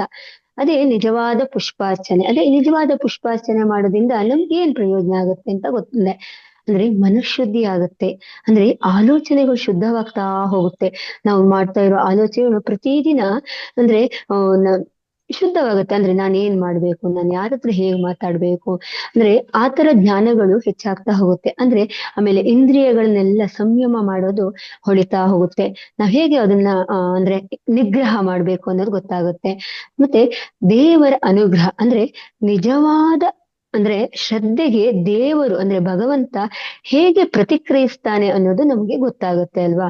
ಅದೇ ರೀತಿ ಸಮಾಜ ಸೇವೆ, ಅಂದ್ರೆ ನೋಡಿ ಎಷ್ಟೋ ಜನರ ಹತ್ರ ಎಷ್ಟು ಅಂದ್ರೆ ದುಡ್ಡಿರುತ್ತೆ, ಅಂದ್ರೆ ಬೇಕಾದಷ್ಟು ಇರುತ್ತೆ ಆದ್ರೆ ಅವರು 1 ರೂಪಾಯಿ ಸಮಾಜ ಸೇವೆಗೆ ಅಂತ ಕೊಡ್ಲಿಕ್ಕೆ ಇಷ್ಟನೇ ಪಡೋದಿಲ್ಲ. ಇರೋದ್ ನಮ್ಗೆ ಇರ್ಲಿ, ನನಗೆ ಇರ್ಲಿ, ಮುಂದೆ ನನ್ನ ಮಕ್ಕಳಿಗೆ ಇರ್ಲಿ, ನನ್ನ ಸಂಸಾರಕ್ಕೆ ಇರ್ಲಿ ಅಂತ ಅದನ್ನ ಬೆಳೆಸ್ಕೊಳ್ತಾ ಹೋಗುತ್ತೆ. ಅದೇ ರೀತಿ ನಮ್ಮ ಹತ್ರ 10 ರೂಪಾಯಿ ಇದೆಯಾ, 2 ರೂಪಾಯಿ ಸೇವಾವನ್ನ ಅಂದ್ರೆ ಈ ತರ ಸೇವೆ ಕಾರ್ಯಗಳಿಗೆ ಅಥವಾ ಒಂದು ಯಾವ್ದು ಅಂದ್ರೆ ಈಗ ಆಧ್ಯಾತ್ಮಿಕ ಕಾರ್ಯ ಯಾವ್ದೋ ಮಾಡ್ತಾ ಇದ್ದಾರೆ, ಅಲ್ಲಿಗೆ ನಾವು ಒಂದು ಅಂದ್ರೆ ಕಾರ್ಯಗಳಿಗೆ ಕೊಡುವಂತಹ ಒಂದು ಅಭ್ಯಾಸವನ್ನು ಬೆಳೆಸ್ಕೊಂಡ್ರೆ ನಮಗೆ ದೇವರು ಅಂದ್ರೆ ದೇವರ ರೂಪದಲ್ಲಿ ಯೂನಿವರ್ಸ್ ನಮ್ಗೆ ಕೊಡ್ತಾ ಇರುತ್ತೆ. ಅದೇ ಅಲ್ವಾ ಪುಷ್ಪಾರ್ಚನೆ ಅಂದ್ರೆ. ಆ ಮನೋಭಾವನೆ ನಮ್ಮಲ್ಲಿ ಇರಲ್ಲ. ಯಾಕೆ ಹೇಳಿ? ಸಂಕುಚಿತ ಮನೋಭಾವನೆ, ಅಂದ್ರೆ ನಮ್ಗೆ ಆತ್ಮಜ್ಞಾನ ಕಡಿಮೆ ಇರುತ್ತೆ. ಆಗ ಏನಾಗುತ್ತೆ, ನಾವು ಇದನ್ನ ಅಳವಡಿಸ್ಕೊಳ್ಳೋದು. ಅದಕ್ಕೋಸ್ಕರ ನಾವು ಮಾಡೋಂಥ ಕೆಲಸಗಳಿರ್ಬೋದು, ಯಾವುದೇ ಇರ್ಲಿ, ಅದರಲ್ಲಿ ಅರಿವಿನಿಂದ ಮಾಡ್ಬೇಕು, ಆತ್ಮಜ್ಞಾನವನ್ನು ಹೆಚ್ಚಿಸ್ಕೊತಾ ಹೋಗ್ಬೇಕು. ಇದೆಯಪ್ಪ ನನ್ನ ಹತ್ರ ಒಂದು 10 ರೂಪಾಯಿ ಇದೆ ಅಥವಾ 20, ನಾನು 2 ರೂಪಾಯಿ ಅವನಿಗೆ ಬೇರೊಬ್ರಿಗೆ ಕೊಡ್ತೀನಿ, ಹಸಿದವನಿಗೆ ಕೊಟ್ಟು ನೋಡಿ, ಅಥವಾ ಮಕ್ಕಳು ಅಂದ್ರೆ ಸ್ಕೂಲ್ ಫೀಸ್ ಕಟ್ಟಲಿಕ್ಕೆ ಇಲ್ಲದವ್ರಿಗೆ ಕೊಡಿ.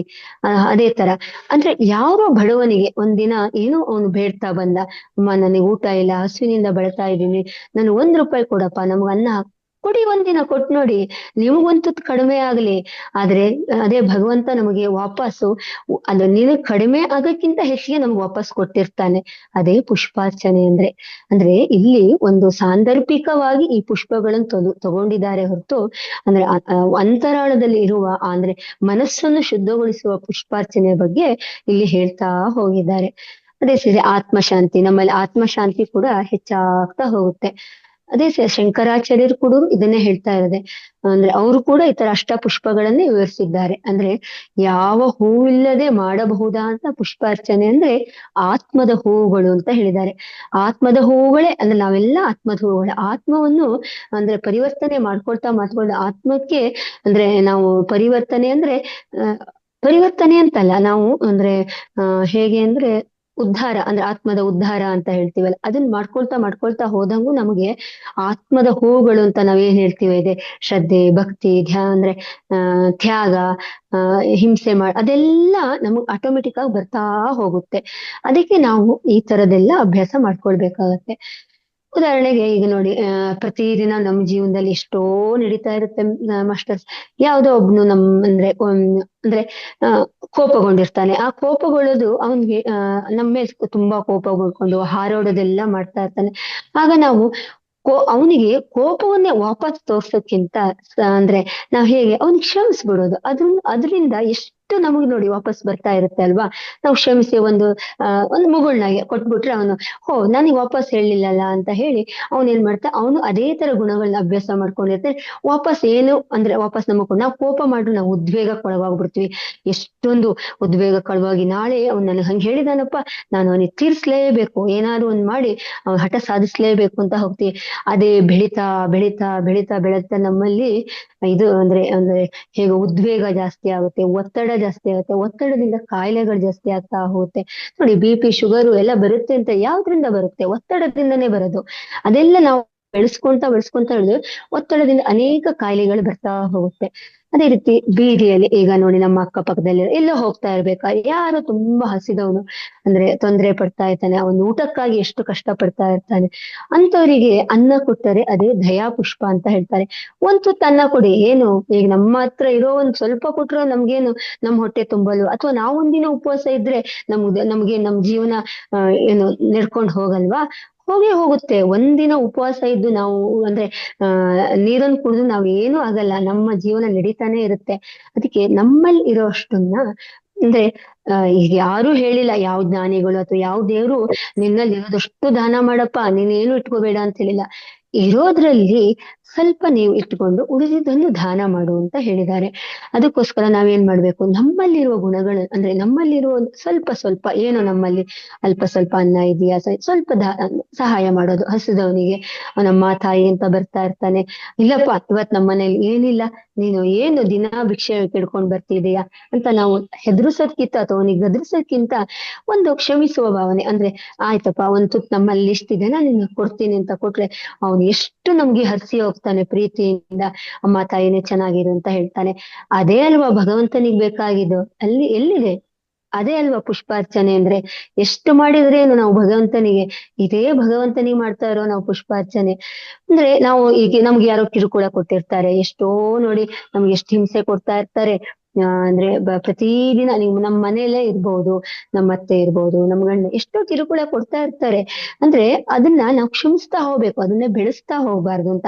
ಅದನ್ನ ಬೆಳೆಸ್ತಾ ಹೋದಂಗ ಏನಾಗುತ್ತೆ, ನಮ್ಮಲ್ಲಿ ಇರೋ ಜ್ಞಾನನೂ ಕಡಿಮೆ ಆಗುತ್ತೆ, ಆತ್ಮಜ್ಞಾನ ಹೆಚ್ಚಾಗ್ಲಿಕ್ಕೆ ಸಹಾಯನೇ ಆಗಲ್ಲ. ಅದಕ್ಕೋಸ್ಕರ ನಾವೇನ್ ಮಾಡ್ಬೇಕು, ಕ್ಷಮಿಸುವ ಗುಣಗಳನ್ನು ಬೆಳೆಸ್ಕೊಳ್ಬೇಕಾಗತ್ತೆ.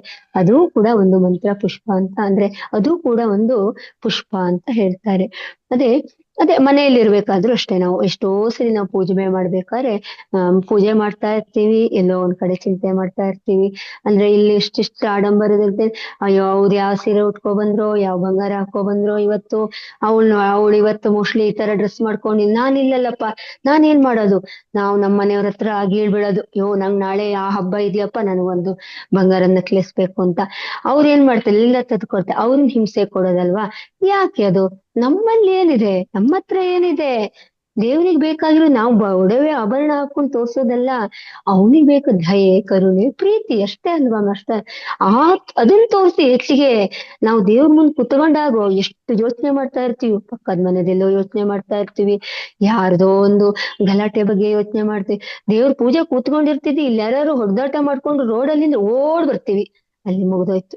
ಅಯ್ಯೋ ನಾನೊಂಚೂರು ಹೋಗಿ ನೋಡ್ಲಪ್ಪ, ಏನು ಅವಂದು ಅಂದ್ರೆ ಸಮಾಧಾನ ಮಾಡೋದಲ್ಲ, ಅವ್ನ್ ಹೇಗ್ ಕಿತ್ತಾಡ್ತಿದ್ದಾನೆ ಅಂತ ನೋಡುದು. ಅಂದ್ರೆ ಖುಷಿ ತಗೊಳ್ತಾ ಇದೀವಿ. ಪಾಪ ಅವನು ಎಷ್ಟು ಅಂದ್ರೆ ಅವ್ರದ್ದು ಏನೋ ಒಂದು ವೈಯಕ್ತಿಕ ದ್ವೇಷ ಇರುತ್ತೆ ಅಥವಾ ಏನೋ ಒಂದು ಕಷ್ಟದ ಪರಿಹಾರ, ನಾವ್ ಆ ದ್ವೇಷನ ನಾವು ತಗೊಳಕ್ ನೋಡ್ತಾ ಎರಡು ಕಣ್ಣಿಂದ ನಾವು ನೋಡಕ್ ಹೋಗ್ತಾ ಇದೀವಿ. ಅವ್ನ್ ಸಮಾಧಾನ ಮಾಡಕ್ಕಲ್ಲ, ನಾವ್ ದೂರದಲ್ಲಿ ನಿಂತ್ಕೊಂಡು ನೋಡೋದು ಒಂದು. ನಾವು ಅಷ್ಟು ಅಂದ್ರೆ ಮಾಡ್ತೀವಿ. ಆ ಪೂಜೆ ಮಾಡಿದ್ರೆ ಏನ್ ಫಲ? ನೀವ್ ಎಷ್ಟು ತಗೊಬಂದ್ ಹಾಕಿ ದೇವರಿಗೆ, ಅಂದ್ರೆ ನನ್ನಲ್ಲಿರೋ ಅಂದ್ರೆ ಭಕ್ತಿ ಶ್ರದ್ಧೆ ಭಾವ ಅಂದ್ರೆ ಆ ತರದ್ ಇಲ್ಲ ಅಂತ ಅದಿಲ್ದೆ ನಾವು ಪೂಜೆ ಮಾಡಿದ್ರೆ ಏನ್ ಪ್ರಯೋಜನ ಇಲ್ಲ ಅಂತ ಹೇಳ್ತಾ ಇರೋದು. ಅದನ್ನು ಅಂದ್ರೆ ಮನಸ್ಸನ್ನು ಶಾಂತಗೊಳಿಸ್ಕೊಂಡು ಒಂದ್ 5 ನಿಮಿಷ ಕಣ್ಣು ಮುಚ್ಕೊಂಡು ದೇವರ ಧ್ಯಾನ ಮಾಡಿದ್ರೆ ಅದೇ ಧ್ಯಾನ ಪುಷ್ಪ ಅಂತ. ಹೂವಿಂದ ಪರವಾಗಿಲ್ಲ, ನಮ್ಮಲ್ಲಿ ಹೂವಿಲ್ವಾ, ಏನು ಹೂ ತರ್ಲಿಕ್ಕಲ್ವಾ, ತುಂಬಾ ಬಡತನ ಇದೆ, ನಮ್ ಹೂವೇ ತರ್ಲಿಕ್ಕ ಪರವಾಗಿಲ್ಲ ಬಿಡಿ, ಓಂ ನಮ ಶಿವಾಯ ಓಂ ನಮ ಶಿವಾಯ ಅಂತ ಹೇಳ್ಕೊತ ಕೂತ್ಕೊಳ್ಬೋದಲ್ಲ, ಅದು ಒಂದ್ ಪುಷ್ಪ ಅಲ್ವಾ ದೇವರಿಗೆ. ಎಷ್ಟು ನೋಡಿ, ಯಾಕಂದ್ರೆ ಈಶ್ವರ ಯಾವತ್ತೂ ನನಗೆ ಆಡಂಬರದ ಪೂಜೆ ಮಾಡಿ ಅಂತ ಎಲ್ಲೂ ಹೇಳಿಲ್ಲ. ನನಗೆ ತುಂಬಾ ಅವನು ಅಂದ್ರೆ ನಿರಾಭರಣ ಸುಂದರ ಅಂತ ಹೇಳ್ತಾರೆ ಅವರಿಗೆ. ಯಾಕಂದ್ರೆ ಈಶ್ವರನಿಗೆ ಅದೆಲ್ಲ ಬೇಕಾಗಿಲ್ಲ. ಅವನು ಹೇಗೆ ಅಂದ್ರೆ ಮೈಯಲ್ಲಿ ಬಟ್ಟೆನು ಅವನು ಚಿಕ್ಕದಾಗಿ ಹಾಕೊಂಡಿರೋದು, ಯಾಕಂದ್ರೆ ಅವನಿಗೆ ಅದೆಲ್ಲ ಇಷ್ಟನೇ ಆಗಲ್ಲ. ಅವನ್ ಕೇಳ್ತಾ ಇರೋದು ಯಾವ್ದು? ನಮ್ಮಲ್ಲಿರುವ ಶ್ರದ್ಧೆ, ನಮ್ಮಲ್ಲಿರುವ ಭಕ್ತಿ, ಬೇರೆಯವರಿಗೆ ತೋರಿಸುವ ಪ್ರೀತಿ ದಯೆ ಕರುಣೆ, ಅದು ಬೇಕಾಗಿದೆ. ಎಲ್ಲ ಭಗವಂತನಿಗೂ ಎಲ್ಲಾ ಜ್ಞಾನಿಗಳಿಗೂ ಯಾವೇ ಋಷಿಮುನಿ ತಗೊಳ್ಳಿ, ಎಲ್ಲರಿಗೂ ಬೇಕಾಗಿರೋದು ನಾವು ಬಾಹ್ಯದಿಂದ ಅಂದ್ರೆ ಹೊರಗಡೆಯಿಂದ ತೋರಿಸುವ ಬಾಹ್ಯ ಪುಷ್ಪ ಅಲ್ಲ, ಆಂತರಿಕ ಪುಷ್ಪ ಬೇಕಾಗಿದೆ. ಅದಕ್ಕೋಸ್ಕರ ನಾವು ದಿನೇ ದಿನೇ ಈ ಓಂ ನಮ ಶಿವಾಯ ಅಂತ ಹೇಳ್ಬೇಕಾದ್ರೆ ಅಟ್ಲೀಸ್ಟ್ ಆ ಭಗವಂತ ಅಂದ್ರೆ ನಮ್ ಕಣ್ಣು ಮುಂದೆ ಬಂದಾಗ, ಈಶ್ವರನೇ ಅಂತ ಇಟ್ಕೊಳ್ಳಿ, ಓಂ ನಮ ಶಿವ ಭಗವಂತ ಬಂದಾಗ ಎಷ್ಟು ಪಾಸಿಟಿವ್ ಎನರ್ಜಿ ಬರುತ್ತೆ ನೋಡಿ ನಮಗೆ ಅಲ್ಲಿ. ಅಂದ್ರೆ ನಮ್ ದೇವರನ್ನ ನೆನ್ಕೋತಾ ಇದೀವಿ, ಅದೇ ಯೂನಿವರ್ಸ್ ಅಂತ ಅನ್ಕೊಳ್ಳಿ, ನಮ್ಗೆ ಏನೋ ಒಂದು ಕರುಣಿಸ್ಲಿಕ್ಕೆ ಬಂದಿದ್ದಾನೆ. ನಾನು ಒಳ್ಳೇದ್ ಕೆಲ್ಸ ಮಾಡ್ತಾ ಇದ್ರೆ ನಮಗ್ ಭಗವಂತ ಕೊಡ್ತಾ ಇರ್ತಾನೆ. ನಾವ್ ಎಷ್ಟೋ ಸರಿ ಅನ್ಕೊಳ್ತೀವಿ, ಅಯ್ಯೋ ನಾನು ದೇವರಿಗೆ ಇವತ್ತು ಇಷ್ಟು ಪೂಜೆಗೆ ಬೇಕಾದ ಸಾಮಾನೆಲ್ಲ ತಂದು ಹಾಕೋದೆ, ಇದರಿಂದ ಅಂಗಡಿಯಿಂದ ತಂದೆ, ಈ ಅಂಗಡಿ ತಂದೆ, ನಾನು ಮೋಸ್ಟ್ಲಿ ಇವತ್ತು ಒಳ್ಳೇದ್ ಮಾಡ್ಬೋದು. ಆ ಒಳ್ಳೇದ್ ಯಾವಾಗೂ ಮಾಡ್ತಾನೆ ಹೇಳಿ, ನಾವು ಬೇರೆಯವರಿಗೆ ಮಾಡಿದಾಗ ನಮಗೆ ಒಳ್ಳೇದಾಗಿರುತ್ತೆ. ನಾವು ಆ ಒಂದು ಅರ್ಥ ಮಾಡ್ಕೊಂಡಿರ್ಲಿಲ್ಲ, ಅಷ್ಟು ಚಿಕ್ಕ ಸೂಕ್ಷ್ಮತೆಯನ್ನು ನಾವು ಅರ್ಥ ಮಾಡ್ಕೊಂಡಿಲ್ಲ. ನಾವ್ ಅನ್ಕೊಳ್ಳೋದೇನಂದ್ರೆ, ನಾವ್ ಇವತ್ತು ಇಷ್ಟು ನೈವೇದ್ಯ ಮಾಡಿದ್ನಪ್ಪ, ನಾವು ತುಂಬಾ ಇಟ್ಟಿದೀನಿ, ಇವತ್ತು 21 ವೆರೈಟಿ 19 ವೆರೈಟಿ ಮಾಡಿ ದೇವ್ರು ಬಂದು ತಿನ್ಕೊಂಡು ಹೋಗಲ್ಲ. ಅದನ್ನೇ ನಾವು ಬೇರೆಯವರಿಗೆ ಕೊಟ್ಟು ನೋಡಿ, ಹಸಿದವರಿಗೆ ಕೊಟ್ಟು ನೋಡಿ, ಅಲ್ಲಿ ಭಗವಂತ ತೃಪ್ತಿ ಹೊಂದಿರ್ತಾನೆ. ಭಗವಂತ ನೋಡ್ತಾ ಇರ್ತಾನೆ, ಎಲ್ಲ ಕಡೆ ಇರ್ತಾನೆ ಭಗವಂತ. ಏನು ನಮ್ಮ ದೇವರ ಮನೆಯಲ್ಲೇ ಇರ್ಬೇಕು ಅಂತಿಲ್ಲ, ಆತ್ಮಜ್ಞಾನಿ ಅಲ್ವಾ, ಅವ್ನು ಎಲ್ ಬೇಕಾದ್ರೂ ಇರ್ಬೋದು, ಯೂನಿವರ್ಸ್ ಸುತ್ಕೋತಾ ಇರ್ತಾನೆ, ನೋಡ್ತಾ ಇರ್ತಾನೆ. ಅಲ್ಲಿ ನೋಡ್ತಾ ಹೋ ಇವತ್ತು ಇವ್ರು ಒಂದ್ ಹಸಿದವನಿಗೆ ಊಟ ಕೊಟ್ಟಿದಾರಲ್ಲಪ್ಪ, ನಾನ್ ಇವನಿಗೆ ಏನಾದ್ರು ಕೊಡೋಣ ಅಂತ ಕೊಡ್ತಾ. ಆದ್ರೆ ನಮ್ಮ ಥಿಂಕಿಂಗ್ ಏನಿರುತ್ತೆ, ನಾನ್ ಇವತ್ ಭಕ್ಷ್ಯ ಭೋಜನ ಮಾಡಿದೀನಿ, ಇಷ್ಟು ಹೂವ ತಂದು ಹಾಕಿದೀನಿ, ಇಷ್ಟು ಫಲ ತಂದು ಹಾಕಿದೀನಿ, ನನಗೆ ಅದಕ್ಕೆ ಕರುಣಿಸಿದ ದೇವ್ರು ಅನ್ಕೋತೀವಿ. ಅಂದ್ರೆ ಎಷ್ಟು ಸೂಕ್ಷ್ಮತೆ ಇದೆ ನೋಡಿ ಒಳ ಅಂತರದಲ್ಲಿ. ಅದಕ್ಕೆ ಯಾರೇ ಇರ್ಲಿ, ಅವರು ಬಾಹ್ಯ ಪೂಜೆಗಿಂತ ಆಂತರಿಕ ಪೂಜೆಗೆ ಮಹತ್ವ ಕೊಟ್ಟು, ಅದಕ್ಕೆ ಧ್ಯಾನ ಮಾಡೋದು. ನಮ್ಮಲ್ಲಿ ಆಂತರಿಕ ಶಕ್ತಿ ಹೆಚ್ಚಾಗೋದು ಹೇಗೆ? ಧ್ಯಾನದಿಂದ ಹೆಚ್ಚಾಗ್ತಾ ಇರುತ್ತೆ. ಧ್ಯಾನ ಮಾಡ್ತಾ ಸಜ್ಜನ ಸಾಂಗತ್ಯ ಮಾಡ್ತಾ ಅದು ಈಗ ನಾವು ದೇವ್ರ ಗುಡಿಗೆ ಹೋಗ್ತಾ ಇರ್ತೀವಿ, ಅಲ್ಲಿ ನಾವು ಅರ್ಚಕರಿಗೆ ಕಾಣಿಕೆ ಹಾಕ್ತಾ ಇರ್ತೀವಿ. ನಾವ್ ಏನ್ ಅನ್ಕೋತೀವಿ, ಅರ್ಚಕರಿಗೆ ಕಾಣಿಕೆ ಹಾಕಿದೆ, ಆದ್ರೆ ನಾವು ಒಂದು ಅರ್ಚಕ ಮೋಸ್ಟ್ಲಿ ಬಡವನ್ ಇರ್ಬೋದು, ಅವತ್ತಿನ ಒಂದು ಹೊಟ್ಟೆ ತುಂಬಿಸ್ದಂಗ ಆಯ್ತಲ್ಲ, ನಾವು ಅವನಿಗೆ ಒಂದು ಕಾಣಿಕೆ ಹಾಕಿದ್ರೆ 10 ರೂಪಾಯಿ ಹಾಕಿದ್ರೆ ಅವನ ಜೀವನ ನಿರ್ವಹಣೆ ಆಯ್ತಲ್ಲ. ಅದನ್ನು ಕೂಡ ದೇವರು ಗಮನಿಸ್ತಾ ಇರ್ತಾರೆ. ಅದೇ ರೀತಿ ಹುಂಡಿಗೆ ನಾವು ಹಾಕ್ತಿವಿ, ಅದು ಅವರವರ ಅಂದ್ರೆ ಅವರವರ ಒಂದು ಕಾರ್ಯಕ್ಕೆ ಬಿಟ್ಟಿದ್ದು, ಅವರವರ ಒಂದು ವಿವೇಚನೆಗೆ ಬಿಟ್ಟಿದ್ದು. ಎಲ್ಲೂ ಹುಂಡಿ ಹಣ ಹಾಕ್ಬಾರ್ದು, ಎಲ್ಲೂ ಕಾಣಿಕೆ ಹಾಕ್ಬಾರ್ದು ಅಂತ ಏನೂ ಇಲ್ಲ, ಅವರವರ ಒಂದು ಭಕ್ತಿಗೆ ಮೆಚ್ಚಿರೋದು. ಈ ಹುಂಡಿಗೆ ನಾವು ಹಣ ಹಾಕ್ತಿವಿ, ಅದು ಏನು, ನಾವು ಬೇರೆಯವರಿಗೆ ಎಷ್ಟೋ ದೇವಸ್ಥಾನಗಳಲ್ಲಿ ಅನ್ನ ಸಂತರ್ಪಣೆ ಮಾಡ್ತಾರೆ ನೋಡಿ ಮಾಸ್ಟರ್. ನಮ್ಮದು ಯಾವುದೋ ಒಂದು ರೂಪಾಯಿ ಯಾವುದೋ ಒಂದು ಜೀವಿಗೆ ಒಂದು ದಿನದ ಅನ್ನ ಅಂದ್ರೆ ಅನ್ನದಾನ ಆಗಿರ್ಬೋದಲ್ವಾ. ನಾವು 10 ರೂಪಾಯಿ ಯಾವುದೋ ಒಂದು ಭಕ್ತನಿಗೆ ಒಂದು ಅನ್ನದಾನ ಆಗಿರ್ಬೋದು, ಅದು ಕೂಡ ತಪ್ಪಲ್ಲ, ಯಾವುದೂ ಕೂಡ ತಪ್ಪಲ್ಲ ನಾವು ಮಾಡ್ತಾ ಇರೋದು. ಆದ್ರೆ ನಮ್ಮಲ್ಲಿ ಶ್ರದ್ಧೆ ಭಕ್ತಿ ಅಂದ್ರೆ ಆತರ ಮನೋಭಾವನೆಗಳು ಜಾಸ್ತಿ ಬೆಳೆಸ್ಕೊಂಡಾಗ ನಾವು ಅಂದ್ರೆ ದೇವರು ನಮ್ಮನ್ನು ನೋಡ್ತಾ ಇರ್ತಾನೆ. ದೇವರು ಮೀನ್ಸ್ ಯೂನಿವರ್ಸ್ ನೋಡ್ತಾ ಇರುತ್ತೆ ನಮಗೆ. ನಾವೀಗ ಸ್ವಲ್ಪ ಕೊಟ್ರೆ ವಾಪಸ್ ಅತಿಯಾಗಿ ನಮಗ್ ಕೊಡ್ತಾ ಇರ್ತಾನೆ. ಅದನ್ನ ನಾವು ಬೆಳೆಸ್ಕೊಳ್ತಾ ಹೋಗ್ಬೇಕು ಜೀವನದಲ್ಲಿ. ಅದೇ ಅದೇ ರೀತಿ ನಾವೀಗ ಸಣ್ಣ ಸಣ್ಣ ಸಣ್ಣ ಸಣ್ಣ ಕಥೆಗಳನ್ನು ಪುಷ್ಪಾರ್ಚನೆ ಅಂದ್ರೆ ನಾವು ಹೋಗ್ಬೇಕು ಅಂತ. ಮೇಡಮ್ ಟೈಮ್ ಆಗ್ತಾ ಇದೆ ಅಲ್ಲ? ಹಾ ಮೇಡಮ್. ಹಾ, ಓಕೆ ಮೇಡಮ್, ಆಯ್ತು. ಒಂದು ಆಗ್ತದೆ. 5 ಮಿನಿಟ್ಸ್. ಅದೇ ಈಗ ರಾಮನ ಮತ್ತೆ ಶಬರಿಯ ಕಥೆಯಲ್ಲಿ ನಾವು ನೋಡಿದ್ವಿ. ಹಾಗೆ ಪ್ರತಿಯೊಂದು ವ್ಯಕ್ತಿಯಲ್ಲೂ ಕೂಡ ಸಣ್ಣ ಸಣ್ಣ ವಿಚಾರಗಳಿರುತ್ತೆ. ಅದೇ ತರ ನಾವು ನಮ್ಮ ಆತ್ಮಜ್ಞಾನವನ್ನು ಹೆಚ್ಚಿಕೊಳ್ಳೋ, ನಮ್ಮಲ್ಲಿರುವ ಶ್ರದ್ಧೆ, ಭಕ್ತಿ, ಆಮೇಲೆ ಅಂದ್ರೆ ಕ್ಷಮಾ ಗುಣ, ಅದನ್ನೆಲ್ಲ ಧ್ಯಾನ ಪುಷ್ಪ ಅದೆಲ್ಲ ಜಾಸ್ತಿ ಮಾಡ್ಕೊಂತ ಹೋಗೋಣ. ಉದಾಹರಣೆಗೆ ಅಂದ್ರೆ ಇಲ್ಲಿ ನಮಗೆ ನಮ್ಮ ನಿತ್ಯ ಜೀವನದಲ್ಲಿ ಪ್ರತಿನಿತ್ಯ ತ್ಯಾಗ ಮನೋಭಾವನೆ ಇವುಗಳನ್ನು ಅರ್ಪಿಸಿದ್ರೆ ನಮಗೆ ನಿಜವಾದ ಪುಷ್ಪಾರ್ಚನೆ ಅಂದ್ರೆ ಇದೊಂದೇ ಸಾಕು ನಮಗೆ ಅಲ್ವಾ. ದೇವರು ನಮ್ಮ ಹೃದಯದಿಂದ ಬಂದ ಭಕ್ತಿಯನ್ನು ಅಂಗೀಕರಿಸ್ತಾನೆ ಹೊರತು ಬಾಹ್ಯದಿಂದ ಬಂದ ವಸ್ತುಗಳನ್ನಲ್ಲ ಅಥವಾ ಹೂವುಗಳನ್ನಲ್ಲ ಅಂತ ಹೇಳ್ತಾರೆ. ಅದೇ ನಿಜವಾದ ಪುಷ್ಪಾರ್ಚನೆ ಅಂದ್ರೆ ಇದೇ ಮಾಸ್ಟರ್ಸ್. ಅಂದ್ರೆ ಎಲ್ಲಿ ಇದೆ? ನಮ್ಮಲ್ಲಿಯೇ ಇದೆ ಪುಷ್ಪಾರ್ಚನೆ. ನಾವು ಎಲ್ಲೂ ಹೊರಗಡೆಯಿಂದ ತರೋದ್ ಬೇಡ, ಹೊಲಗಳಿಂದ ತರೋದ್ ಬೇಡ, ಎಲ್ಲಿಂದನೂ ಕೀಳೋದ್ ಬೇಡ. ನಮ್ಮಲ್ಲೇ ಎಷ್ಟೊಂದು ಪುಷ್ಪ ಇದೆ ನೋಡಿ, ಎಷ್ಟೆಷ್ಟು ದೊಡ್ಡ ದೊಡ್ಡ ಪುಷ್ಪ. ಇದಕ್ಕೆ ನಾವು ಅಲಂಕಾರ ಮಾಡೋಣ, ಅದನ್ನೇ ಅಲಂಕರಿಸೋಣ ದೇವರಿಗೆ ಅಲ್ವಾ ಮಾಸ್ಟರ್? ಇಷ್ಟು ಹೇಳ್ತಾ ನನ್ನ ಒಂದು ಪುಷ್ಪಾರ್ಚನೆ ಅಂದ್ರೆ ನಿಜವಾದ ಪುಷ್ಪಾರ್ಚನೆ ಅನ್ನೋ ಒಂದು ಉಪನ್ಯಾಸವನ್ನು ಮುಗಿಸ್ತಾ ಇದ್ದೀನಿ.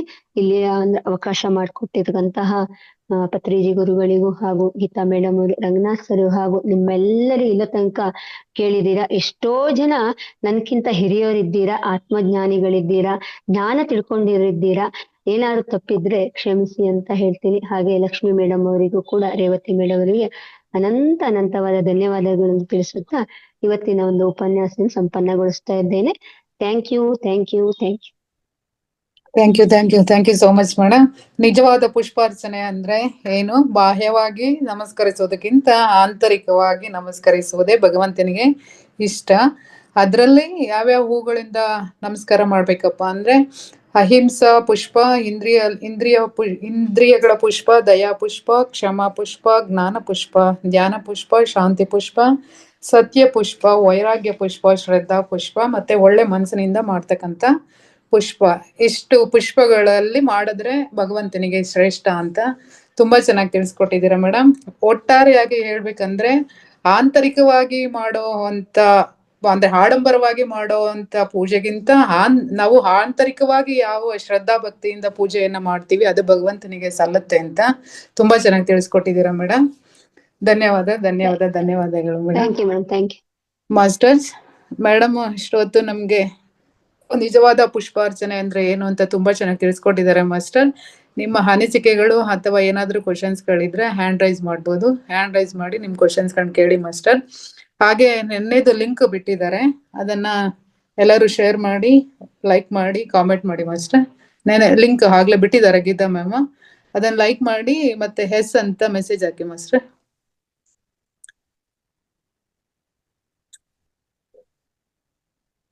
ಲಕ್ಷ್ಮೀದೇವಿ ಪಂಡಿತ್ ಅವ್ರು ಮಾತಾಡಿ. ನಮಸ್ತೆ ಮೇಡಮ್. ನಮಸ್ತೆ ಲಘುವೆ. ನಮಸ್ತೆ.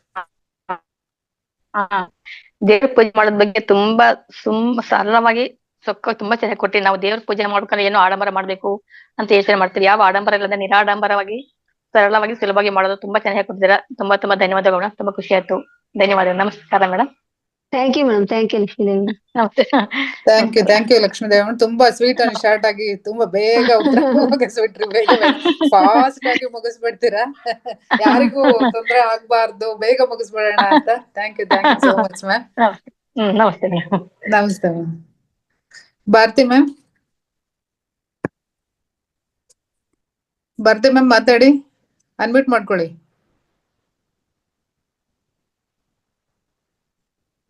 ಅನ್ಮ್ಯೂಟ್ ಕೊಡಿ ಮೇಡಮ್. ನೀವು ಕೊಟ್ಟಿದ್ದೀನಿ ಮ್ಯಾಮ್.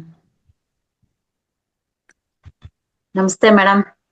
ಮಧುರಾ ಮೇಡಮ್ ತುಂಬಾ ಥ್ಯಾಂಕ್ಸ್ ಅಪ್ಪ. ಎಷ್ಟು ಚೆನ್ನಾಗಿ ಹೇಳ್ತೀರಾ ಅಂದ್ರೆ ಅದನ್ನ ಕೇಳ್ತಾ ಇದ್ರೆ ನಮ್ಗೆ ಬೇರೆ ಏನೋ ಇದಕ್ಕೆ ಹೋಗೋದಿಲ್ಲ, ಥಾಟ್ಸೇ ಬರೋದಿಲ್ಲ. ನಿಮ್ಮ ಮಾತ್ ಕೇಳ್ತಾ ಇದ್ರೆ ಅದರಲ್ಲೇ ಮುಳುಗೋಗ್ತಿವಿ.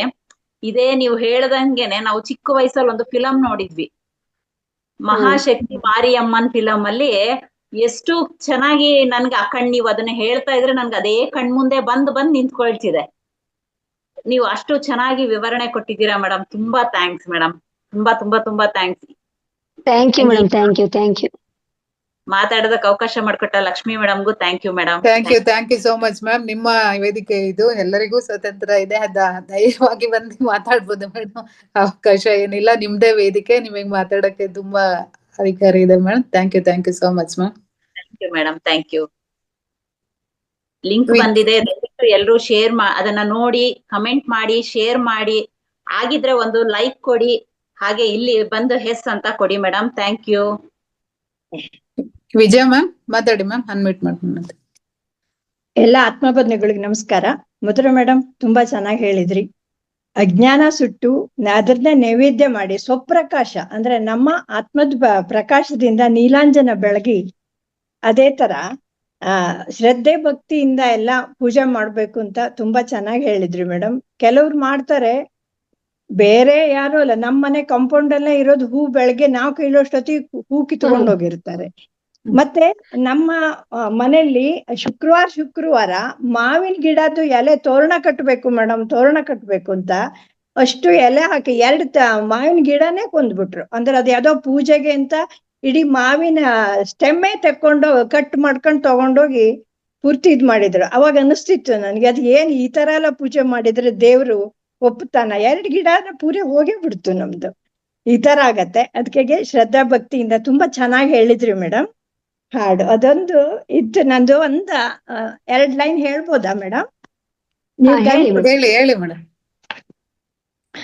ಪೂಜೆ ಮಾಡೋಣ ಬೇಗ ಬಾರೆ ಸಖಿ,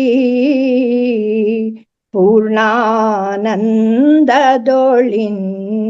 ಮುಖಿ, ಆನಂದ ಜಲಧಿಯೋಳ್ ಸ್ನಾನವ ಮಾಡುತ್ತಾ, ಸುಜ್ಞಾನ ವಸ್ತ್ರವ ಧರಿಸುತ್ತ ಮುದದಿ, ಜ್ಞಾನ ವೈರಾಗ್ಯವೆಂತೆಂಬ ಭಸ್ಮವನ್ ಹಚ್ಚಿ, ಸ್ವಾನುಭಾವದಿ ಗುರು ಪೂಜಿಸುವ, ಅಜ್ಞಾನವನೇ ಸುಟ್ಟು ಧೂಪ ದೀಪವನ್ ಹಚ್ಚಿ, ಸುಜ್ಞಾನವೆಂಬ ನೈವೇದ್ಯವನಿಟ್ಟು, ಸುಪ್ರಕಾಶವೆಂಬ ನೀಲಾಂಜನ ಬೆಳಗಿ, ಪುಷ್ಪರೂಪಗಳಿಂತು ಪೂಜಿಸುವ. ಧನ್ಯವಾದಗಳು ಮೇಡಮ್. ಇನ್ನು ಇದೆ, ತುಂಬಾ ಲೇಟ್ ಆಗ್ತದೆ. Thank you so much madam. ಅಜ್ಞಾನವನ್ನ ಬಿಟ್ಟು ಸುಜ್ಞಾನದಿಂದ ನಾವು ಪೂಜೆ ಮಾಡಿದ್ರೆ ಎಲ್ಲಾ ನಮ್ಗೆ ಫಲಿಸುತ್ತೆ ಅಂತ ತುಂಬಾ ಚೆನ್ನಾಗಿ ಆಡಿದೀರಾ ಮೇಡಮ್. ನಮ್ಮ ಮನ್ಸಲ್ಲೇ ಇದೆ, ನಮ್ಮ ಇದ್ರಲ್ಲೇ ಇದೆ ಎಲ್ಲ. ಸುಮ್ನೆ ಬೇರೆ ಹೊರಗಡೆ ಇಷ್ಟು ತನಕ ಹೇಳಿದ್ರಲ್ಲ ಮಧುರ ಮೇಡಮ್, ಬೇರೆ ಕಡೆಯಿಂದ ತಂದು ಮಾಡೋದ್ರಕ್ಕಿಂತ ಶ್ರದ್ಧೆ ಭಕ್ತಿ ಇದು ಬೆಳೆಸ್ಕೊಂಡ್ರೆ ಒಳ್ಳೇದು ಅಂತ. ಅದೇ ಅವರಷ್ಟು ಮಾವಿನ ಮರ ಕಡ್ದು ಮಾಡಿದ್ರು ಏನು ಪ್ರಯೋಜನ ಆಗ್ಲಿಲ್ಲ. ಮಾವಿನ ಮರ ಸತ್ತೋಯ್ತು. ಅದನ್ಸುತ್ತೆ ನೋಡಿ, ಸತ್ತ ಮಾವಿನ ಮರದ್ದು ತಗೊಬಂದು ಅಂದ್ರೆ ಸತ್ತೋಯ್ತು. ಅವ್ರಿಗೆ ಎಷ್ಟು ಪ್ರಕೃತಿಗೆ ನಾವು ಎಷ್ಟು ಹಾನಿ ಮಾಡ್ದೋ, ಹಿಂಸೆ ಮಾಡಿದ್ವಿ ನಾವು. ಎಷ್ಟು ವರ್ಷದಿಂದ ಬೆಳೆದಿದ್ ಗಿಡ, ಎಷ್ಟು ಗೊಬ್ಬರ ನೋಡಿ. ಹಿಂಸೆ ನಿಮಗೂ ಹಿಂಸೆ, ಕಡ್ದಿದ್ದ ಪ್ರಕೃತಿ ಹಿಂಸೆ, ಮಾವಿನ ಮರಕ್ಕೂ ಹಿಂಸೆ. ಎಲ್ಲಿ ಇದೆ, ಎಲ್ಲಿ ನಿಜವಾದ ಭಕ್ತಿಯಲ್ಲಿ ಬರುತ್ತೆ ಹೇಳಿ? ನಿಜ madam. Thank you madam. Thank you so much ma'am. Vijaya madam ತುಂಬಾ thank you. Shashikala ma'am unmute ಮಾಡ್ಕೊಳ್ಳಿ. ಮೇಡಮ್ ಎಲ್ಲರಿಗೂ ನಮಸ್ತೆ. ಹೇಳಿದ್ರಿ. ಮತ್ತೆ ನಾವು ತುಂಬಾ ಧ್ಯಾನದ ಕ್ಲಾಸ್ ಅಲ್ಲಿ ಕೇಳಿದ್ಮೇಲೆ ಅವರು ಹೇಳೋದೇನು ಅಂದ್ರೆ, ಈಗ ನಾವು ಧ್ಯಾನಕ್ಕೆ ಬಂದ್ಮೇಲೆ ವಿಗ್ರಹಾರಾಧನೆ ನಾವು ಅದ್ರ ಬಗ್ಗೆ ಮಾಡಬಾರ್ದು. ವಿಗ್ರಹಾರಾಧನೆ ನಾವು ಮೊದ್ಲೆಲ್ಲ ಅಷ್ಟು ಪೂಜೆ ಮಾಡ್ತಿದ್ವಿ, ಆಮೇಲೆ ವ್ರತ ಮಾಡ್ತಿದ್ವಿ. ಈಗ ಅದೆಲ್ಲ ಬಿಟ್ಟು ನಾವು ಧ್ಯಾನಕ್ಕೆ ಬಂದಿದೀವಿ ಅಂತ ಹೇಳ್ತಾರೆ. ನಾವು ಆತರ ಮಾಡ್ಬೋದಾ? ಇಲ್ಲ ಮನೆಯಲ್ಲಿ ಕೆಲವರು ಹಿರಿಯರು ಇರ್ತಾರಲ್ಲ, ಅವ್ರು ಒಪ್ಪಲ್ಲ ಈಗ ನಾವು ಪೂಜೆ ಮಾಡದಿದ್ರೆ. ಆರಾಧನೆ ಮಾಡಬಾರ್ದು ಅಂತ ಎಲ್ಲಿಲ್ಲ, ಎಲ್ಲವೂ ಆತ್ಮಜ್ಞಾನಕ್ಕೋಸ್ಕರನೇ ಮಾಡೋದು. ನೀವು ಅಲ್ಲಿ ದೇವರ ವಿಗ್ರಹ ಪೂಜೆ ಮಾಡ್ತಾ ಇದ್ದೀರಾ ಅಂದ್ರೆ ಅಲ್ಲೂ ಆತ್ಮದ ಅರಿವಾಗ್ಬೇಕು. ನಾನು ಯಾಕೆ ಪೂಜೆ ಮಾಡ್ತಾ ಇದ್ದೇನೆ, ನಾ ಯಾವ್ದ್ರಿಂದ ಮಾಡ್ತಾ ಇದ್ದೇನೆ ಅಂತ. ಅಲ್ಲಿ ದೇವ್ರು ನಮ್ಗೆ ಹೇಗೆ ಒಲಿತಾನೆ ಅಂದ್ರೆ, ನೀವಲ್ಲಿ ಪೂಜೆ ಮಾಡಿರೋ ನೀವ್ ಏನೇನ್ ನೈವೇದ್ಯ ಅದ್ರೂ ನೋಡಲ್ಲ, ನೀವ್ ಯಾರಿಗೆ ಸಹಾಯ ಮಾಡಿದೀರಾ, ಯಾರಿಗೆ ಹಿಂಸೆ ಕೊಟ್ಟಿದ್ದೀರಾ ಅದನ್ನೆಲ್ಲ ನೋಡ್ತಾ ಹೋಗ್ತಾನೆ. ಯಾರಿಗ್ ಕ್ಷಮಿಸಿದ್ದೀರಾ, ನಿಮ್ಮ ಅಂದ್ರೆ ಅಂತರಾತ್ಮದಲ್ಲಿ ಏನಿದೆ ಅನ್ನೋದನ್ನ ನೋಡ್ತಾ ಇರ್ತಾನೆ ದೇವ್ರು. ಎಲ್ಲೂ ಹೇಳಿಲ್ಲ ಧ್ಯಾನ ಮಾಡಿ, ಧ್ಯಾನದಿಂದನೂ ಆತ್ಮಜ್ಞಾನ ಆಗುತ್ತೆ, ಭಕ್ತಿಯಿಂದನೂ ಆತ್ಮಜ್ಞಾನ ಆಗುತ್ತೆ. ಯಾವುದಕ್ಕೂ ಒಂದು ಮಿತಿ ಇರ್ಬೇಕು ಅಂತ ಹೇಳ್ತಾರೆ. ಧ್ಯಾನನಾದ್ರೂ ಕೂಡ ಅದಕ್ಕೂ ಒಂದು ಅಂದ್ರೆ ಅಮೃತವೂ ವಿಷ ಆಗುತ್ತೆ ಅಂತ ಹೇಳ್ತಾರಲ್ಲ, ಎಲ್ಲದಕ್ಕೂ ಒಂದು ಕಟ್ಟುನಿಟ್ಟು ಇದೆ. ಧ್ಯಾನನೂ ಕೂಡ ನಾನು 24 ಗಂಟೆ ಧ್ಯಾನ ಮಾಡ್ತೀನಿ ಅಂದ್ರೆ ನಾವೀಗ ಪ್ರಾಪಂಚಿಕ ಬದುಕು ನಮ್ ಸಂಸಾರ ಅಲೋಮಯ ಆಗುತ್ತೆ. ಅದಕ್ಕೂ ಒಂದು ನಿಯಮ ಇದೆ, ಇಷ್ಟೊತ್ತು ಧ್ಯಾನ ಮಾಡಿ ಅಂತಾನೆ ಪತ್ರಿಜ. ಪೂಜೆನೂ ಅಷ್ಟೇ ಒಂದ್ ಸ್ವಲ್ಪ ಹೊತ್ತು ಮಾಡ್ಬೇಕು. ಯಾಕೆ ಅಂದ್ರೆ ನಾವು ಸ್ತೋತ್ರ ಹೇಳೋದ್ರಿಂದ ನಮ್ಮ ವಿಶುದ್ಧ ಚಕ್ರ ಇಂಪ್ರೂವ್ ಆಗುತ್ತೆ, ನಮ್ಮಲ್ಲಿ ಪಾಸಿಟಿವ್ ಎನರ್ಜಿ ಬರುತ್ತೆ. ಅದಕ್ಕೋಸ್ಕರ ಸ್ತೋತ್ರ ಹೇಳ್ಬೇಕು, ಘಂಟನಾದ ಮಾಡ್ಬೇಕು. ಮನೆಯಲ್ಲಿ ನೋಡಿ ಘಂಟನಾದ ಮಾಡಿ ವೈಬ್ರೇಷನ್ ಆಗ್ತಾ ಇರುತ್ತೆ. ಅದೆಲ್ಲವೂ ಕೂಡ ಹಿಂದಿನಿಂದ ಬಂದಿದೆ. ಅದು ಯಾರೇ ನೀವು ಜ್ಞಾನಿಗಳನ್ನು ತಗೊಳ್ಳಿ, ಯೋಗಿಗಳು, ಎಲ್ಲರೂ ಹೇಳೋದೇನು, ಬಾಹ್ಯ ಪೂಜೆಗಿಂತ ಆಂತರಿಕ ಪೂಜೆ ಅಂತ ಹೇಳ್ತಾರೆ ಅಷ್ಟೇ ಮೇಡಮ್. ಶಶಿಕಲಾ ಮ್ಯಾಮ್, ನಿಮ್ಗೆ ಆನ್ಸರ್ ಸಿಕ್ಕಿದೆ ಅಂತ ಅನ್ಕೊಂಡಿದೀನಿ. Thank you so much ma'am. Revathi ma'am, ನೀವು ಮ್ಯೂಟ್ ಮಾಡ್ಕೊಂಡು ಮಾತಾಡ್ಬೋದು ಮ್ಯಾಮ್. ನಿಮ್ದು ಕೋವಸ್ಟ್ ಇದೆ, ಮ್ಯೂಟ್ ಮಾಡ್ಕೊಂಡು ಮಾತಾಡ್ಬೋದು. ಎಲ್ರಿಗೂ ನಮಸ್ತೆ. ಮಧುರಾ ಮೇಡಮ್ ಬಹಳ ಚೆನ್ನಾಗಿ ಹೇಳಿದ್ರಿ. ಜೊತೆಗೆ ನನಗೆ ಒಂಚೂರು ಡೌಟ್ ಇತ್ತು. ನಾನು ಇದೆಲ್ಲ ದಿನ ಈ ಧ್ಯಾನಕ್ಕೆ ಸೇರಿದ ದಿನದಿಂದ ಯಾರೆಲ್ಲ ಉಪನ್ಯಾಸವನ್ನ ಕೊಡ್ತಾ ಇದ್ದಾರೆ, ಪ್ರತಿ ಒಂದನ್ನ ಹೊಸದಾಗಿ ಕಲಿತಾ ಇದ್ದೇನೆ. ದಿನವೂ ಕಲಿಕೆ ಅಂತಾಗಿದೆ. ನಮ್ಮಲ್ಲಿ ಆಕ್ಚುಲಿ ದೊಡ್ಡ ಅಂಗಳ ಇದ್ದು ತುಂಬಾ ಹೂವಿನ ತೋಟ, ಹೂವು ಸಾಮಾನ್ಯವಾಗಿ ಕೊಡಗಿಗೆ ಹೋದವರಿಗೆ ಅಂದಾಜಾಗುತ್ತೆ. ಎಲ್ಲಿ ಹೋದ್ರೂ ಬೇಲಿ, ಎಲ್ಲಿನೂ ಹೂವೇ. ಆದ್ರೆ ಸಾಮಾನ್ಯವಾಗಿ ಯಾರು ತಂದು ದೇವರ ಪೂಜೆಗೆ ಹೂವನ್ನ ಇಡುವುದಿಲ್ಲ.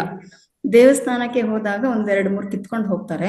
ಅದು ಬಿಟ್ರೆ ಮನೆಯಲ್ಲಿ ಆತರ ದೇವರನ್ನ ಶೃಂಗಾರ ಮಾಡೋದು ಅಂತದೆಲ್ಲ ಇಲ್ಲ. ನನಗೆ ತುಂಬಾ ಈ ಕಡೆ ಬಂದ್ಮೇಲೆ ಬೆಂಗಳೂರಲ್ಲಿ 30-35 ವರ್ಷ ಆಯ್ತು.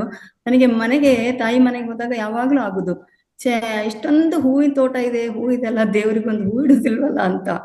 ಬಟ್ ಈಗ ನೀವು ಹೇಳೋದು ಕೇಳಿದ್ರೆ ನಿಜವಾಗ್ಲು ಆ ಹೂವನ್ನ ಕಿತ್ತು ತಂದು ಇಡುವುದ್ರಲ್ಲಿ ಏನು ಅರ್ಥ ಇಲ್ಲ. ನೀವೇನು ಈ 10 ಪುಷ್ಪಾರ್ಚನೆ ಹೇಳಿದ್ರ, ಪುಷ್ಪಾರ್ಚನೆ ಅದು ಬಹಳ ಬಹಳ ಮುಖ್ಯ ಅಂತ. ಇನ್ನೊಂದೇನು ಅಂತಂದ್ರೆ, ಈಗ ನಾನು ಇಲ್ಲಿ ಬೆಂಗಳೂರಲ್ಲಿ ಇರುವಲ್ಲಿ ದಾಸವಾಳ ಅಂತದೆಲ್ಲ ಹೂ ನಮ್ಮ ಮನೆಯಲ್ಲಿದೆ. ಜೊತೆಗೆ ನಮಗೆ ಸ್ಟ್ರೀಟ್ ಫ್ಲವರ್ಸ್ ಇದೆ, ವೈಲ್ಡ್ ಫ್ಲವರ್ಸ್ ಅಂತ ಹೇಳ್ತೇವಲ್ಲ, ಬೆಟ್ಟದ ಹೂಸಿಲಮ್ಮ ನೆನಪಾಗುತ್ತೆ ನನಗೆ. ಅದು ಬೆಳಿಗ್ಗೆ ನಮ್ಮ ಮನೆಯವರು ವಾಕಿಂಗ್ ಹೋಗ್ತಾ ಒಂದು ಎಲ್ಲ ಅಲ್ಲ, ಅದು ಹೇಳಿದ್ರಲ್ಲ ಮೊದ್ಲು ಮಾತಾಡಿದ ಮೇಡಮ್, ಹೂಗಳನ್ನೆಲ್ಲ ಹೂಗಳನ್ನ ಕಿತ್ಕೊಂಡು ಹೋಗ್ತಾರೆ, ಮಾವಿನ ಗಿಡನೇ ಸಾಯಿಸ್ಬಿಟ್ರು ಅಂತ. ಹಾಗೆ ಅಲ್ಲ, 1-2 ಕೆಂಪಿರ್ತದೆ, ಪರ್ಪಲ್ ಇರುತ್ತೆ, ಹಳದಿ ಇರುತ್ತೆ, ನೋಡಾಗ ಒಂಥರ ಖುಷಿ ಆಗುತ್ತೆ. 1-2 ಹೂವನ್ನ, ವೈಲ್ಡ್ ಫ್ಲವರ್ಸ್ ಅನ್ನ ತಂದು ದೇವರಿಗೆ ಇಡ್ತೇವೆ. ನನಗೆ ಒಂಥರ ಆಯ್ತು, ನೀವು ಸ್ಟಾರ್ಟ್ ಮಾಡುವಾಗ ಇದರಲ್ಲಿ ಯಾವುದೋ ಪರ್ಟಿಕ್ಯುಲರ್ ಹೂ ಇರ್ಬೋದು, ಇದನ್ನೇ ಇಡಬೇಕು ಅಂತ ಹೇಳ್ತೀರಾ ಅಂತ. ಬಟ್ ಅದ್ಭುತವಾದ ಒಂದು ಮಾಹಿತಿಯನ್ನ ಕೊಟ್ರಿ ಮೇಡಮ್. ನಿಜವಾಗ್ಲೂ ಎಲ್ರಿಗೂ ಕಣ್ಣು ತೆರೆಸ್ತಕ್ಕಂಥದ್ದು. ಮಾರ್ಕೆಟ್ಗಳಲ್ಲಿ ಅಲ್ಲಿ ಇಲ್ಲಿ, ಜೊತೆಗೆ ಹಬ್ಬ ಬಂದಾಗ ಏನು ಹೂವಿನ ರೇಟ್ ಹೇಳ್ಕೊಂಡು ಬರ್ತಾರೆ, ಅಯ್ಯೋ ಹೂಗೆ ಇಷ್ಟು ಅಂತ. ನಮಗೆ ಆ ಪರಿಜ್ಞಾನನೇ ಇಲ್ಲ. ಯಾಕಂತಂದ್ರೆ ಹಾಗೆ ಮಾರ್ಕೆಟಲ್ಲಿ ಕೊಂಡ್ಕೊಂಡು ಬಂದು ಪೂಜೆ ಮಾಡತಕ್ಕಂಥ ಒಂದು ಪದ್ಧತಿ ನಮಗಿಲ್ಲ. ಹಾಗಾಗಿ ತುಂಬಾ ಜನ ಹೇಳ್ತಾರೆ, ಅಯ್ಯೋ ಇವತ್ತು ಸಂಕ್ರಾಂತಿ, ಇವತ್ತು ಗಣೇಶ ಚತುರ್ಥಿ, ಹೂ ಬಹಳ ಕಾಸ್ಟ್ಲಿ ಅಂತ. ಸೊ ನನ್ಗನ್ಸುತ್ತೆ, ಇಷ್ಟೆಲ್ಲ ಮಾಡೋದಕ್ಕಿಂತ ಒಂದು ಒಳ್ಳೆ ಕಾರ್ಯಕ್ಕೆ, ಒಂದು ದಾನ ಧರ್ಮಕ್ಕೆ, ಪ್ರಾಣಿಗಳಿಗೆ ಅಥವಾ ಯಾರು ಊಟ ಇಲ್ಲ ಅವರಿಗೆ ಊಟ ಕೊಟ್ಟು ನಾವೊಂದು ಸಾರ್ಥಕತೆಯನ್ನ ಪಡೆಯೋದು ಬಹಳ ಬಹಳ ಮುಖ್ಯ ಅಂತ ಹೇಳ್ತಕ್ಕನ್ನ ಅರ್ಥಕೊಳ್ಳಿಕ್ಕೆ ಒಂದು ಅವಕಾಶ ಮಾಡಿಕೊಟ್ರಿ. ಧನ್ಯವಾದಗಳು ಮೇಡಮ್.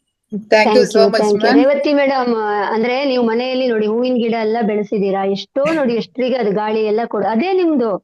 ಅಂದ್ರೆ ನೀವು ಪೂಜೆ ಮಾಡ್ಬೇಕು ಅಂತಿಲ್ಲ, ಅಲ್ಲಿಯೂ ಕೂಡ ನಿಮ್ದೊಂದು ಸೇವೆ ಇರುತ್ತಲ್ವಾ. ಹಕ್ಕಿ ಪಕ್ಷಿಗಳೆಲ್ಲ ಬರ್ತಾ ಇರುತ್ತೆ, ಹೋಗ್ತಾ ಇರುತ್ತೆ, ಅದಕ್ಕೇನೋ ಒಂದು ಆಹಾರ ಆಗಿರುತ್ತೆ, ಅದು ಕೂಡ ಒಂದ್ ಸೇವೆನೆ, ತ್ಯಾಗ ಸೇವೆ ಅಲ್ವಾ. ಅಂದ್ರೆ ನಾವು ಪೂಜೆ ಅಂದ್ರೆ ಈ ತರನೇ ಮಾಡ್ಬೇಕು ಅಂತ ಇಲ್ಲ. ಕರೆಕ್ಟ್. ಅದೇ ಮತ್ತೆ ಅವ್ರು ಶಶಿಕಲಾ ಮೇಡಮ್ ಅವ್ರು ಹೇಳಿದ್ರು, 1 ನಿಮಿಷ, ಅವರು ಅಂದ್ರೆ ಈಗ ಧ್ಯಾನ ಮಾಡೋರು ಪೂಜೆ ಹಾಗಲ್ಲ ಹೇಳಿದ್ದು. ಧ್ಯಾನ ಮಾಡ್ಬೇಕಾದ್ರೆ ಯಾವುದೇ ಜಪ ತಪ ದೇವರ ಕಲ್ಪನೆ ಬೇಡ ಅಂತ ಹೇಳಿದ್ದು. ಅಂದ್ರೆ ನಮ್ಮ ಉಸಿರಿನ ಬಗ್ಗೆ ಮಾತ್ರ ಇರ್ಲಿ ಅಂತ ಗಮನ ಅಂತ ಹೇಳ್ತಾ ಇರೋದು, ಬಿಟ್ರೆ ನಾವಲ್ಲಿ ಫೋಟೋಗಳನ್ನ ಆರಾಧನೆ ಮಾಡ್ಕೊಳ್ಳೋದು ಅದೆಲ್ಲ ಬೇಡ ಅಂತ ಅವರು ಹೇಳ್ತಾ ಇರೋದು. ಅಂದ್ರೆ ಧ್ಯಾನ ಮಾಡ್ಬೇಕಾದ್ರೆ, ಅದೇ ಪೂಜೆ ಮಾಡ್ಬೇಕಾದ್ರೆ ನೀವ್ ಏನ್ ಪೂಜೆ ಮಾಡುತ್ತಿದ್ದ ಅದ್ರ ಬಗ್ಗೆ ಇರ್ಲಿ ನಿಮ್ಮ ಧ್ಯಾನ, ಅರಿವು ಅಂತ ಹೇಳ್ತಾ ಇರೋದು. ಎಲ್ಲದೂ ಒಂದೇನೆ, ಎಲ್ಲದೂ ಆತ್ಮಜ್ಞಾನನೇ. Thank you madam. Thank you Revathi ma'am. ನಾವು Thank you, ಪೂಜೆ thank ಎಷ್ಟು ಹೂವು ಹಾಕಿ ಏನ್ ಮಾಡಿ ಮಾಡ್ತಾ ಇದೀವಿ ಅನ್ನೋದಕ್ಕಿಂತ ದಾನ ಧರ್ಮ ಮಾಡಿ ನಾವು ಪೂಜೆ ಮಾಡೋದ್ರಿಂದ ನಮ್ಗೆ ತುಂಬಾ ಚೆನ್ನಾಗಿ ನಮ್ಗೆ ಅಂದ್ರೆ ದೇವರಿಂದ ಕೃಪೆಗೆ ಪಾತ್ರರಾಗ್ತೀವಿ ಅಂತ ತುಂಬಾ ಚೆನ್ನಾಗಿ ತಿಳಿಸ್ಕೊಟ್ಟಿದ್ದೀರಾ. Thank you so much Revathi ma'am.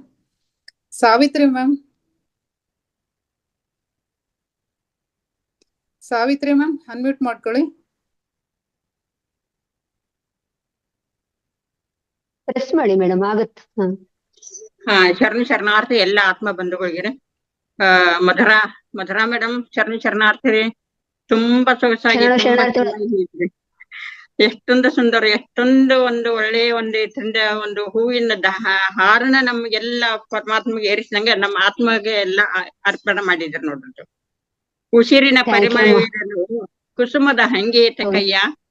ಅಕ್ಕ ಮಹಾದೇವಿ ಹೇಳಿದಂತೆ ನಿಜವಾಗಲೂ ಉಸಿರೇ ನಮ್ಮ ಪರಿಮಳ ಆಯ್ತು.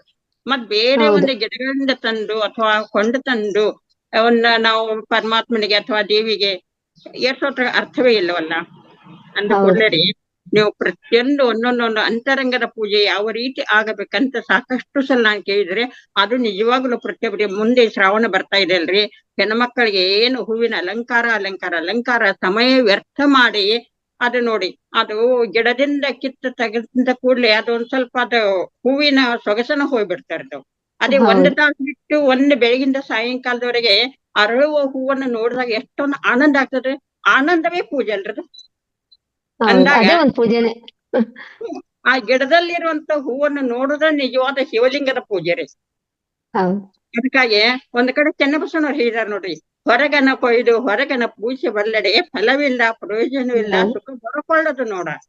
ಸರ್ವ ಜೀವಗಳಲ್ಲಿ ಹಿಂಸೆಯ ಮಾಡದಿರ ಬಲ್ಲಡೆ ಪ್ರಥಮ ಪುಷ್ಪ, ಸರ್ವೇಂದ್ರಗಳ ನಿಗ್ರಹಿಸಿಕೊಂಡಿರ ಬಲ್ಲಡೆ ದ್ವಿತೀಯ ಪುಷ್ಪ, ಸರ್ವ ವ್ಯಾಪಾರವುದು ನಿರ್ವ್ಯಾಪಾರಿಯಾಗಿರಬಲ್ಲೆ ತೃತೀಯ ಪುಷ್ಪ, ಸರ್ವ ಅಹಂಕಾರ ಮರೆತು ಶಾಂತನಾಗಿರ ಬಲ್ಲಡೆ ಚತುರ್ಥ ಪುಷ್ಪ, ದುರ್ಭಾವ ಪ್ರಕರ್ತದ ಸದ್ಭಾವ ನೆಲೆಗೊಂಡಿರ ಬಲ್ಲಡೆ ಪಂಚಮ ಪುಷ್ಪ, ಉಂಡು ಉಪವಾಸಿ ಬಳಸಿ ಬ್ರಹ್ಮಚಾರಿಗಿರ ಬಲ್ಲಡೆ ಷಷ್ಠಮ ಪುಷ್ಪ, ಅಂಡ್ರತವ ಮರೆದು ಸತ್ಯವ ನುಡಿಯ ಬಲ್ಲಡೆ ಸಪ್ತಮ ಪುಷ್ಪ, ಸರ್ವ ಪ್ರಪಂಚ ಒಳೆದು ಶಿವಜ್ಞಾನ ಸಂಪನ್ನನಾಗಿರ ಬಲ್ಲಡೆ ಅಷ್ಟಮ ಪುಷ್ಪ.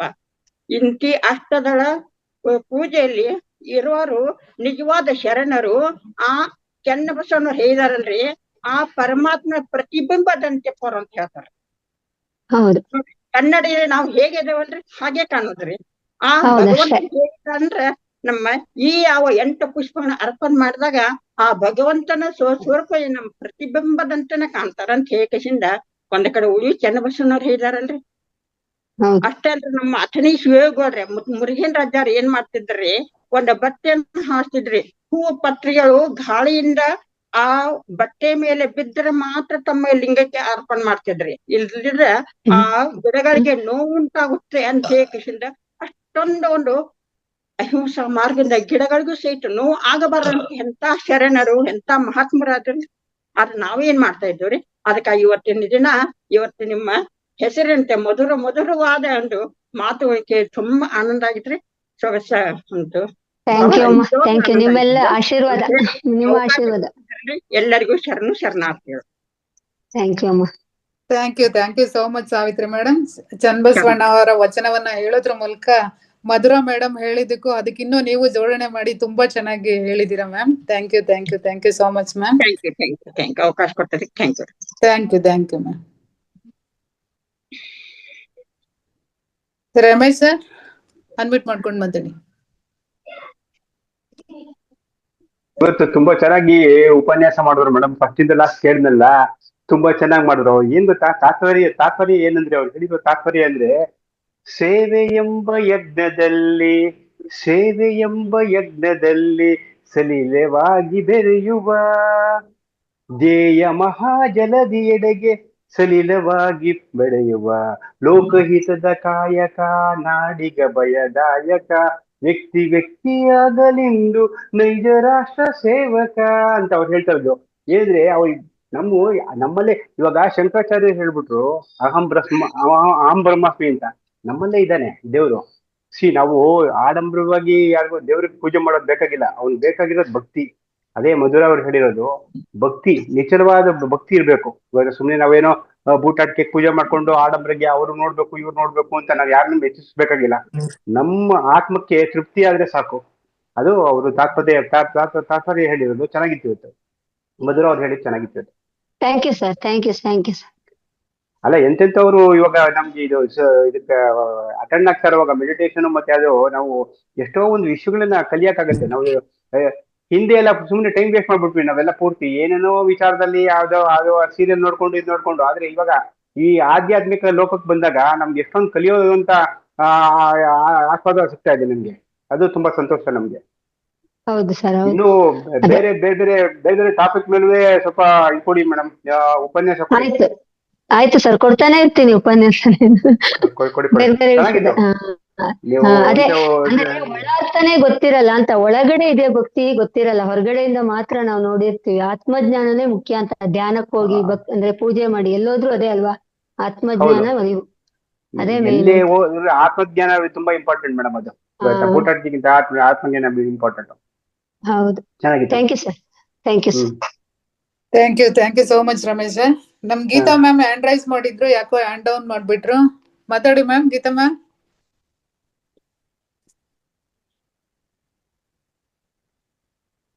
ಎಸ್ ಮ್ಯಾಮ್, ಯಾಕಂದ್ರೆ ತುಂಬಾ ಜನ ಹ್ಯಾಂಡ್ ರೈಸ್ ಮಾಡಿದ್ರು, ಹಂಗಾಗಿ ಮಧುರ ಮ್ಯಾಮ್ಗೆ ಸ್ಪೆಷಲ್ ಆಗಿ ಹೇಳ್ಬಿಡೋಣ ಕಾಲ್ ಮಾಡಿ ಅನ್ಕೊಂಡು.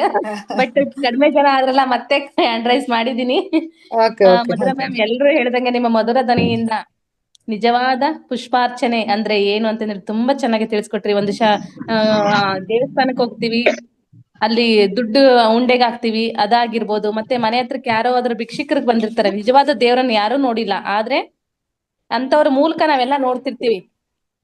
ಇವತ್ತು ಒಂದು ದಿನ ನಾವು ಊಟ ಕೊಟ್ರೆ ಎಲ್ಲೇ ಹೋಗ್ಲಿ, ಇವ್ರ ಮನೆ ಹತ್ರಕ್ ಹಿಂಗ್ ಹೋಗಿದ್ವಿ, ಹಿಂಗ್ ಊಟ ಕೊಟ್ಟಿದ್ರು ಅಂತ ಅದನ್ನ ನೆನ್ಪ್ ಮಾಡ್ಕೊಂತಾರೆ.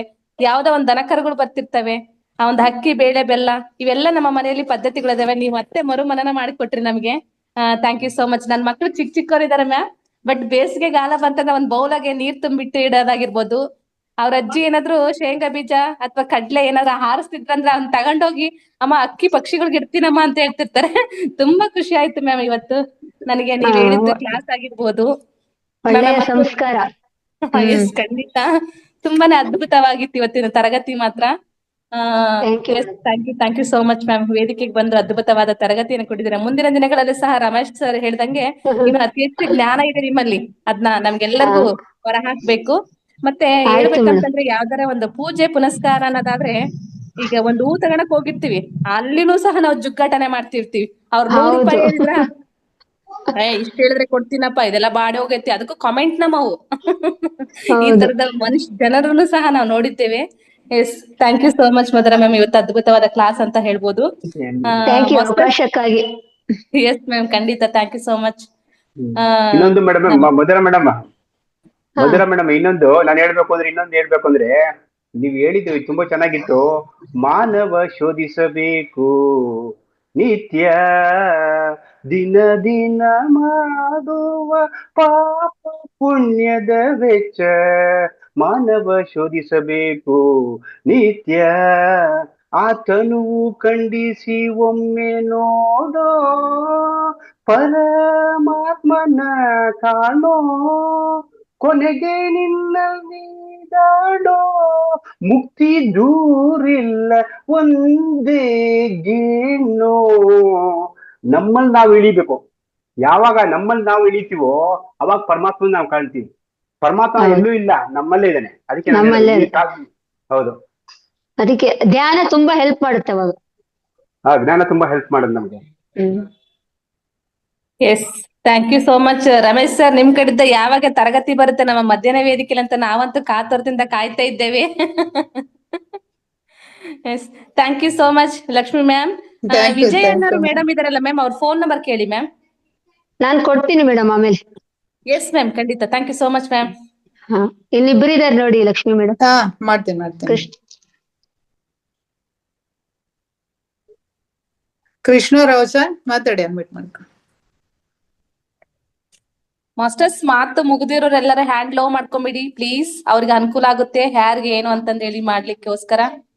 ರಂಗನಾಥ್ ಗುರೂಜಿಯವರಿಗೆ ನಮಸ್ಕರಿಸುತ್ತಾ, ಮಧುರಾ ಮೇಡಮ್ ಕೊಟ್ಟಿರ್ತಕ್ಕಂಥ ಇವತ್ತು ಪುಷ್ಪಾರ್ಚನೆ ಜ್ಞಾನ ಅಂತಿಂತದ್ದಲ್ಲ, ಬಹಳ ಅವರಿಗೆ ಹೆಸರಿರ್ತಕ್ಕಂತೆ ಮಧುರವಾಗಿ ಪ್ರತಿಯೊಂದು ನುಡಿಗಳಾಗಲಿ ಅವರ ಮನೆಮದ್ದುಗಳಾಗಲಿ ನಾವು ಅದನ್ನ ಸವಿತಾ ಇದ್ದೇವೆ. ಇಡೀ ಫೌಂಡೇಶನ್ಗೆ ಎಲ್ಲರೂ ಅವರ ಪ್ರತಿಯೊಂದು ವಿಷಯಗಳನ್ನು ದಿನಾಲು ನೋಡಿ ಸಂತೋಷ ಪಡ್ತಾ ಇರ್ತೀವಿ. ಮಧುರಾ ಮೇಡಮ್ ಅವರು ಭಾಳ ದಿನಗಳ ನಂತರ ಕ್ಲಾಸ್ ಸಾಯಂಕಾಲ ಕೊಟ್ಟಿದ್ದಾರೆ. ಕ್ಲಾಸ್ ಕೇಳಿ ಭಾಳ ಸಂತೋಷವಾಯಿತು. ಗೀತಾ ಮೇಡಮ್ ಅವರಿಗೂ, ಲಕ್ಷ್ಮೀ ಮೇಡಮ್ ಅವರಿಗೂ, ಎಲ್ಲ ಸ್ಪೀಕರ್ಗಳಿಗೆ ಎಲ್ಲರಿಗೂ ನಾನು ಅನಂತ ವಂದನೆಗಳನ್ನು ಸಲ್ಲಿಸುತ್ತಾ, ಸಭೆಗೆ ಹಾಜರಿರತಕ್ಕಂಥ ಎಲ್ಲ ಜ್ಞಾನ ಬಂಧುಗಳಿಗೆ ನಾನು ಅನಂತ ನಮಸ್ಕಾರಗಳನ್ನು ತಿಳಿಸುತ್ತಿದ್ದೇನೆ. ಮಧುರಾ ಮೇಡಮ್ ಅವರು ಕ್ಲಾಸಿಗೆ ಪುನಃ ಹೀಗೆ ಬರ್ತಾ ಇರಲಿ ಅಂತ ನಮ್ಮ ಅಪೇಕ್ಷೆ ತಮ್ಮ ಮುಂದೆ ಇಟ್ಟಿದ್ದೀವಿ ಮೇಡಮ್. ಆಯ್ತು ಸರ್, ಬರ್ತೀನಿ ಮತ್ತೆ. Thank you sir, thank you so much. Thank you so much sir. ನಿಮ್ಮ ಅನಿಸಿಕೆ ತುಂಬಾ ಚೆನ್ನಾಗಿ ವ್ಯಕ್ತಪಡಿಸಿದ್ದೀರಾ. Thank you so much sir. Krishnarao sir. Thank you madam. Om sir ಮಾತಾಡ್ಬೋದು ಸರ್, ಅನ್ಮ್ಯೂಟ್ ಮಾಡ್ಕೊಳ್ಳಿ. ನಮಸ್ತೆ ಆಲ್ ಮಾಸ್ಟರ್ಸ್. ನಮ್ಮ ನಮಸ್ತೆ ಮಧುರಾ ಸರ್. ಮೇಡಮ್ ಅವ್ರು ಮಾತಾಡ್ತಾ ಇದ್ರ ಮಧುರಕ್ಕೆ ಹೋಗಿಲ್ಲ ಹಾಡದಂಗ ಆಗ್ತೈತಿ. ಚೆನ್ನಾಗಿತ್ತು ಕ್ಲಾಸ್. ಎಲ್ಲಾರು ಈಗ ಅಭಿಪ್ರಾಯ ವ್ಯಕ್ತಪಡಿಸಿರಿ. ನನ್ ಕಡೆ ಈಗ ಅಕ್ಷರಗಳೇ ಇಲ್ಲ ವ್ಯಕ್ತಪಡಿಸಕ್ಕೆ. ಸಿಂಪಲ್ ಆಗಿ ಹೇಳ್ಬಿಡ್ತೀನಿ. ಆಮೇಲೆ ಸಾವಿತ್ರಿ ಮೇಡಮ್ ಅವರು ಬಾ ದಿವ್ಸ ಮೇಲೆ ಬಂದಾರ, ಅವ್ರದ್ದು ಚೆನ್ನಾಗಿತ್ತು. Thank you sir, thank you so much sir. Om sir sweet and short ಆಗಿ. Yashoda madam. Yashoda ma'am unmute ಮಾಡ್ಕೊಳ್ಳಿ. ಮ್ಯಾಮ್ ನೀವೇ ಹ್ಯಾಂಡ್ ಲೋ ಮಾಡ್ಬಿಡಿ ಮ್ಯಾಮ್. ನೀವು ಮಾತಾಡೋರ್ದು ಯಾರು ಮುಗ್ದಿದ್ಯೋ ಅವ್ರದ್ದು ಹ್ಯಾಂಡ್ ಲೋ ಮಾಡ್ಬಿಡಿ, ನಿಮಗೆ ಈಸಿ ಆಗುತ್ತೆ. ನಾನು ಮ್ಯೂಟ್ ಮಾಡಿದ್ದೀನಿ ಮ್ಯಾಮ್, ಹಂಗಾಗಿ ನನಗೆ ಗೊತ್ತಾಗ್ತಾ ಇದೆ. ಮೇಲೆ ಬಂದಿದೆಯಲ್ಲ ಗೊತ್ತಾಗ್ತಾ ಇದೆ. ಕೊಟ್ಟಿರೋರ್ಗೆ ಯಾರಿಗೂ ಕೊಡ್ತಾ ಇಲ್ಲ. ಯಶೋದಾ ಮ್ಯಾಮ್ ಮಾತಾಡಿ. ಮೇಡಮ್ ನಮಸ್ತೆ. ನಮಸ್ತೆ. ಎಷ್ಟು ಔಷಧಿಯ ಗುಣಗಳನ್ನ ಅಡಗಿಸ್ಕೊಂಡಿದ್ದೀರೋ ಅಷ್ಟೇ ಚೆನ್ನಾಗಿತ್ತು ಮೇಡಮ್. ಇವತ್ತು ನಿಜವಾದ ಪುಷ್ಪಾರ್ಚನೆ ಅಂತಂದ್ರೆ ಅದು ಎಲ್ಲಾರ್ಗು ಕೂಡ ಇವತ್ತು ಕೆರಳಿಸ್ಬಿಟ್ಟಿದೆ ಮೇಡಮ್. ಎಷ್ಟೊಂದು ಹೂ ಕೊಯ್ತಿದ್ವಿ, ಪೂಜೆ ಮಾಡ್ತಿದ್ವಿ. ಇದು ಒಂದು ವಿಷಯದಲ್ಲಿ ನೀವ್ ಹೇಳಿದ್ದು ಈಗ ಮನದಟ್ಟಾಗ್ತಿದೆ. ಅಯ್ಯೋ ನಾವು ಎಷ್ಟೊಂದ್ ಗಿಡಕ್ಕೆಲ್ಲ ಚಿವುಟಿ ನಾವು ನೋವು ಕೊಟ್ಟಿದೀವಲ್ವಾ ಅಂತ ಹೇಳ್ಬಿಟ್ಟು ಧ್ಯಾನದಲ್ಲಿ ಕುತ್ಕೊಂಡು ನಾವು ಅದೊಂದು ಪ್ರೇಯರ್ ಮಾಡ್ಕೋಬೇಕು ಅನಿಸ್ತಿದೆ ಮೇಡಮ್. ಬಿದ್ದಿರೋ ಹೂ ಮಾತ್ರ ಪೂಜೆಗೆ ಇಡ್ಬೇಕ ಹೊರತು ಅದಕ್ಕೆ ನೋವು ಕೊಟ್ಟು ತಗೊಂಬಂದು ಪೂಜೆ ಮಾಡೋದ್ರಲ್ಲಿ ಏನು ವಿಶೇಷತೆ ಇಲ್ಲ ಅಂತ ಅನ್ನಿಸ್ತು ಮೇಡಮ್. ಅತ್ತು ಚೆನ್ನಾಗಿ ಹೇಳಿದ್ರಿ ಮೇಡಮ್. ಅದ್ರಲ್ಲಿ ನನಗೆ ಇಷ್ಟ ಆಗಿದ್ದು ಅಹಿಂಸಾ ಪುಷ್ಪ ಅಂತ ಹೇಳಿದ್ರಲ್ಲ ಮೇಡಮ್. ಈ ರಾಮಕೃಷ್ಣ ಪರಮಹಂಸರ ಒಬ್ರು ಭಕ್ತೆ ಇದ್ರಂತೆ, ನಾನೆಲ್ಲ ಕೇಳಿದ್ವಿ ಇದು. ಆ ಭಕ್ತೆಗೆ ಅನ್ಕೊಂಡಿದ್ರಂತೆ ಇವ್ರಿಗೆ 1001 ಅಂದ್ರೆ ಬಿಲ್ವ ಪತ್ರೆನ ಅರ್ಚನೆ ಮಾಡ್ಬೇಕು ಅವ್ರಿಗೆ ಅಂತ ಅನ್ಕೊಂಡಿದ್ರಂತೆ.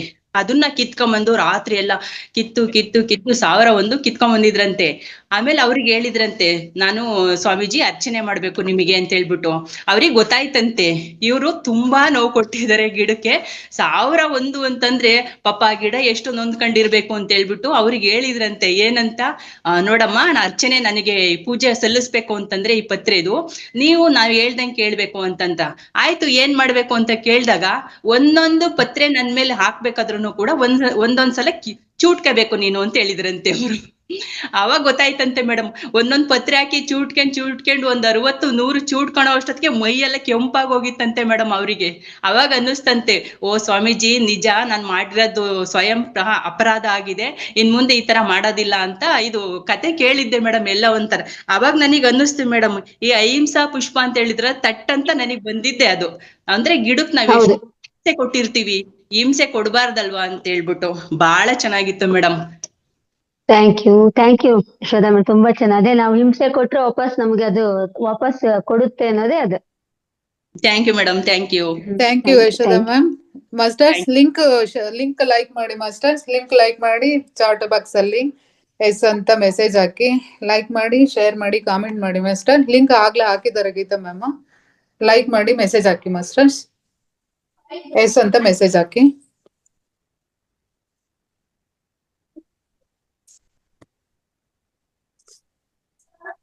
ಶೈಲಜಾ ಮ್ಯಾಮ್ ಅನ್ಮ್ಯೂಟ್ ಮಾಡ್ಕೊಳ್ಳಿ ಮ್ಯಾಮ್. ಶೈಲಜಾ ಮ್ಯಾಮ್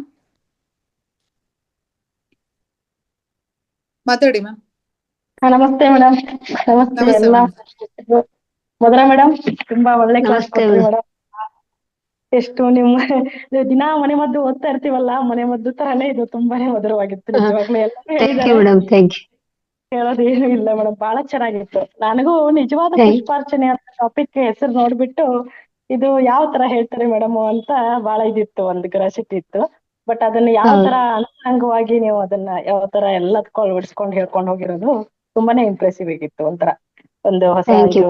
ಆಮೇಲೆ ಹೂವ, ನಾನು ಆಡಂಬರ ಸ್ವಲ್ಪ ದೇವ್ರ ಅಲಂಕಾರ ನೋಡಕ್ಕೆ ನನಗೂ ಬಹಳ ಇಷ್ಟ ಮೇಡಮ್. ಸಾಕಷ್ಟು ಹೂ ಯೂಸ್ ಮಾಡಿ ಪೂಜೆ ಮಾಡೋದು.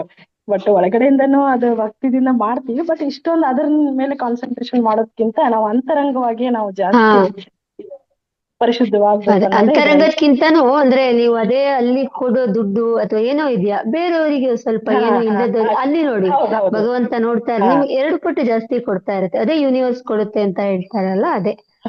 ಹೌದು ಮೇಡಮ್, ಹೌದು. ಇಲ್ಲಿ ಇಷ್ಟು ಖರ್ಚು ಹಾಕಿ ನಮಗೆ ಒಂದ್ ಪುಷ್ಪ ಹಾಕಿ ಒಂದ್ ಸ್ವಲ್ಪ ಬೇರೆಯವರಿಗೂ ಕೊಡಿ ಅಂತ ಅಷ್ಟೇ. ಹೌದೌದು ಮೇಡಮ್, ಅಲ್ಲೇ ಅರ್ಧ ನಾವು ಅದನ್ನ ಇನ್ನೊಬ್ರಿಗೆ ಯಾರಿಗೋ ಯೂಸ್ ಆಗೋರ್ಗೆ ಕೊಟ್ರೆ ಅಲ್ಲಿ ಇನ್ನಷ್ಟು ಮನಸ್ಸಲ್ಲೂ ನಮಗೂ ಒಂಥರ ಖುಷಿ ಇದೆ, ಮನಸ್ಸು ಬಂದಿ ಸೇವೆ ಮನೋಭಾವ. ಹೌದು ಮೇಡಮ್, ಬಹಳ ಚೆನ್ನಾಗಿತ್ತು. ಇದು ಒಂಥರ ಹೊಸದು ನಿಜವಾದ ಅನ್ನೋದಕ್ಕೆ ತುಂಬಾನೇ ಚೆನ್ನಾಗಿತ್ತು. ತುಂಬಾ thank you very much. Thank you so much ma'am. Shailaja ma'am. Raju sir, unmute ಮಾಡ್ಕೊಳ್ಳಿ, ಮಾತಾಡಿ. ಬ್ರಹ್ಮರ್ಷಿ ಪಿತಾಮಹ ಸುಭಾಷ್ ಪತ್ರಿಜಿಯವರು, ಸ್ವರ್ಣಮಾಲಾ ಪತ್ರಿಜಿಯವರು, ಜೂಮ್ ಕ್ಲಾಸ್ ನಲ್ಲಿ ಭಾಗವಹಿಸಿರುವ ಎಲ್ಲ ಆತ್ಮಧ್ಯಾನಿಗಳಿಗೂ ಆತ್ಮಪೂರ್ವಕ ನಮನಗಳು ಸಲ್ಲಿಸುತ್ತಾ, ಇವತ್ತು ಮಧುರಾ ಮೇಡಮ್ ಅವರು ಎಲ್ಲಕ್ಕಿಂತಲೂ ದಾನ ಧರ್ಮ ಶ್ರೇಷ್ಠವಾಗಿದೆ, ನೀವು ಪುಷ್ಪಗಳನ್ನು ಕಿತ್ತುಕೊಂಡು ದೇವರಿಗೆ ಏರಿಸಿ ಹಿಂಸೆ ಕೊಡಬೇಡಿ ಅನ್ನೋದು ಸಹಜವಾಗಿ LKG ಮಗುವಿಗೆ ತಿಳಿಯುವಂಗ ಸಹಜವಾಗಿ ತಿಳಿಸಿಕೊಟ್ಟಿದ್ದಾರೆ. Thank you ma'am. Thank you. Thank you sir. Thank you sir. Thank you so much sir. Masters, ಯಾರಾದ್ರೂ ಅನಿಸಿಕೆಗಳನ್ನ ಹಂಚ್ಕೊಳ್ಳೋರಿದ್ರೆ ಹ್ಯಾಂಡ್ ರೈಸ್ ಮಾಡಿ. ಲಿಂಕ್ ಬಿಟ್ಟಿದ್ದಾರೆ ಮಾಸ್ಟರ್ಸ್, ಆ ಲಿಂಕ್ ನ ಲೈಕ್ ಮಾಡಿ, ಶೇರ್ ಮಾಡಿ, ಮತ್ತೆ ಕಾಮೆಂಟ್ ಮಾಡಿ, ಮತ್ತೆ ಮಾಡಿದವರು ಎಸ್ ಅಂತ ಮೆಸೇಜ್ ಹಾಕಿ ಮಾಸ್ಟರ್ಸ್. ಶಿವರತ್ನ ಮ್ಯಾಮ್, ಮಾತಾಡಿ ಮ್ಯಾಮ್. ಶಿವರತ್ನ ಮ್ಯಾಮ್, ಅನ್ಮ್ಯೂಟ್ ಮಾಡ್ಕೊಳ್ಳಿ ಮ್ಯಾಮ್. ನಮಸ್ತೆ ಮ್ಯಾಮ್. ನಮಸ್ತೆ ಮಧುರಾ ಮೇಡಮ್, ನಮಸ್ತೆ. ನಮಸ್ತೆ ಮ್ಯಾಮ್. ಹೌದು ಮ್ಯಾಮ್, ಫಸ್ಟ್ ಇದೇ ತರ ನನ್ಗೆ ಒಂದು ಕ್ಲಾಸ್ ನಿಮ್ ಕಡೆಯಿಂದ ಸಿಕ್ಕಿ ಅದರಿಂದ ಎಷ್ಟು ಚೇಂಜಸ್ ಮಾಡ್ಕೊಂಡಿದೀನಿ ಅಂದ್ರೆ, ಹೌದು ಭಕ್ತಿ ಇರ್ಬೇಕು. ಪೂಜೆಗೆ ನಾನು ಹೂವ, ಮಲ್ಲಿಗೆ ಹೂವ ಇಲ್ಲ ಅಂದ್ರೆ ನಾನು ಪೂಜೆ ಮಾಡ್ತಾ ಇರ್ಲಿಲ್ಲ. ಈ ಕ್ಲಾಸ್ ನಾನು ತಿಳ್ಕೊಂಡು ಎಲ್ಲಿ ನಮ್ ಗಿಡದ್ದೆ 2 ಹೂವ ಸಿಕ್ಕಿದ್ರೆ ಸಾಕು, ಅದ್ರಲ್ಲೇ ಇಟ್ಟು 5 ನಿಮಿಷ ಕೈ ಮುಕ್ಕೊಂಡು ನೆಮ್ಮದಿಯಿಂದ ಮನ್ಸಿಂದ ಧ್ಯಾನ ಮಾಡಕ್ ಶುರು ಮಾಡ್ದೆ. ಆ ಹೂವ ಎಷ್ಟು ದೂರ ಹೋಗಿ ನಾನು ಮಲ್ಲಿಗೆ ಹೂವ ತಂದಾಕಿ ನಾನು ಮಾಡಿದ್ದು ಒಂದು ಪರಿಸರ ಹೇಗಿತ್ತು, ಚೇಂಜಸ್ ಆಯ್ತು. ಇವಾಗ ನೆಮ್ಮದಿ ಸಿಕ್ತು ಮನಸ್ಸಲ್ಲಿ. ನಿಜವಾಗ್ಲೂ ಮೇಡಮ್, ಎಷ್ಟು ಒಳ್ಳೇದು ಅಂತ ಅಂದ್ರೆ ತುಂಬಾನೇ ಒಳ್ಳೇದಾಯ್ತು. ತಿಳ್ಕೊಂಡು ಅದನ್ನ ನಡ್ಸ್ಕೊಂತಾ ಇದ್ದೀನಿ. ಇವಾಗ ಶುಕ್ರವಾರ ಬಂತು ಅಂದ್ರೆ ಮಲ್ಲಿಗೆ ಹೂವ ಪೂಜೆ ಮಾಡ್ತಾ ಇರ್ಲಿಲ್ಲ. ಮನೆಯಲ್ಲಿ ಅಯ್ಯೋ ನೀವು ತಂದ್ ಕೊಟ್ಟಿಲ್ಲ, ಮಾಡಿಲ್ಲ ಅಂತ ಅವ್ರ ಹತ್ರ ಜಗಳ. ಈಗ ಅದೇ ನೋಡಿ, ನಿಮ್ಗೆ ನೋಡಿ ಅವತ್ತು ಶುಕ್ರವಾರ ಹೂ ಪೂಜೆ ಸಿಕ್ಕಿಲ್ಲ ಅಂದ್ರೆ ಎಷ್ಟು ನಿಮ್ಮ ಮನ್ಸಲ್ಲಿ ಒತ್ತಡ ಬರ್ತದೆ ನೋಡಿ. ಅಯ್ಯೋ ನಾನ್ ತಂದ್ ಕೊಟ್ಟಿಲ್ಲ ಅಂದ್ರೆ ಎಲ್ಲರ ಮೇಲೂ ಹರಿಹಾಯ್ತಾ ಇರ್ತೀವಿ, ಕೋಪ ಮಾಡುವ ಎಷ್ಟು ಒತ್ತಡ ನೋಡಿ. ಈಗ ಇರೋದ್ರಲ್ಲಿ ಹಾಕಿ, ಒಂದ್ ಪುಷ್ಪ ಇದೆ ಒಂದ್ರಲ್ಲೇ ಮಾಡಿ, ಆಯ್ತು ಖುಷಿ ಸಂತೋಷ. ಅದು ಶುಕ್ರವಾರ ಅಂತ ಅಂದ್ರೆ ಎಲ್ಲಾ ಕ್ಲೀನ್ ಮಾಡಿ ಮೈಯೆಲ್ಲಾ ಆಯಾಸ ಮಾಡ್ಕೊಂಡು ಅದು ತಂದು ಕೊಟ್ಟಿಲ್ಲ ಅಂದ್ರೆ ಜಗಳ ಮಾಡ್ಕೊಂಡು ಆಗಿನ ದೇಹಕ್ಕೂನು ಈಗ ಧ್ಯಾನಕ್ ಕೂತ್ಕೊಂಡು ಇದನ್ನೆಲ್ಲಾ ಕೇಳ್ತಾ ಕಲ್ತ್ಕೊಂಡು ಪೂಜೆನೂ ಮಾಡ್ಬಾರ್ದು ಅಂತಿಲ್ಲ. ಆರಾಮಾಗಿ ಮನೇಲಿರೋ ಹೂವನೆ ಎಷ್ಟು ಮನ್ಸು ಇವಾಗ ಅದಕ್ಕೆ ಅರ್ಪಿಸ್ತೀವಿ ಗೊತ್ತಾ ನಾವು ದೇವ್ರಿಗೆ. ಅವಾಗ ದೇವ್ರಿಗೆ ನಾವು ಭಕ್ತಿನೇ ಅರ್ಪಿಸ್ತಿರ್ಲಿಲ್ಲ. ಹೂವ ಹಾಕ್ಬೇಕು, ಮಲ್ಲಿಗೆ ಹೂವ ಅಷ್ಟೇ ನಮ್ಮ ಮನ್ಸಲ್ಲಿ ತಾಟಿದ್ದು. ಈಗ ಅಪ್ಪ ಅಮ್ಮ ನಂದು ಭಕ್ತಿ ನಿನ್ ಪಾದಕ್ಕೆ ಅರ್ಪಿಸಿದೀನಮ್ಮ ಅಂತ ನಾನು ಅರ್ಪಿಸಕ್ಕೆ ಎಲ್ಲಿವರೆಗೂ ಬಂದಿದ್ದೀನಿ. ತುಂಬಾ ಖುಷಿ ಆಗುತ್ತೆ ಮೇಡಮ್, ನಿಮ್ದು ಪ್ರವಚನ ಬೇಕು. ಕೊಡೋಣ. ಮತ್ತೆ ಅದೇ ಅಂದ್ರೆ ಎಲ್ಲೂ ಪೂಜೆ ಮಾಡ್ಬಾರ್ದು ಅಂತಿಲ್ಲ, ಅವರವರ ಭಕ್ತಿ ಅವರವರ ಭಾವನೆಗೆ ಬಿಟ್ಟಿದ್ದಷ್ಟೇ.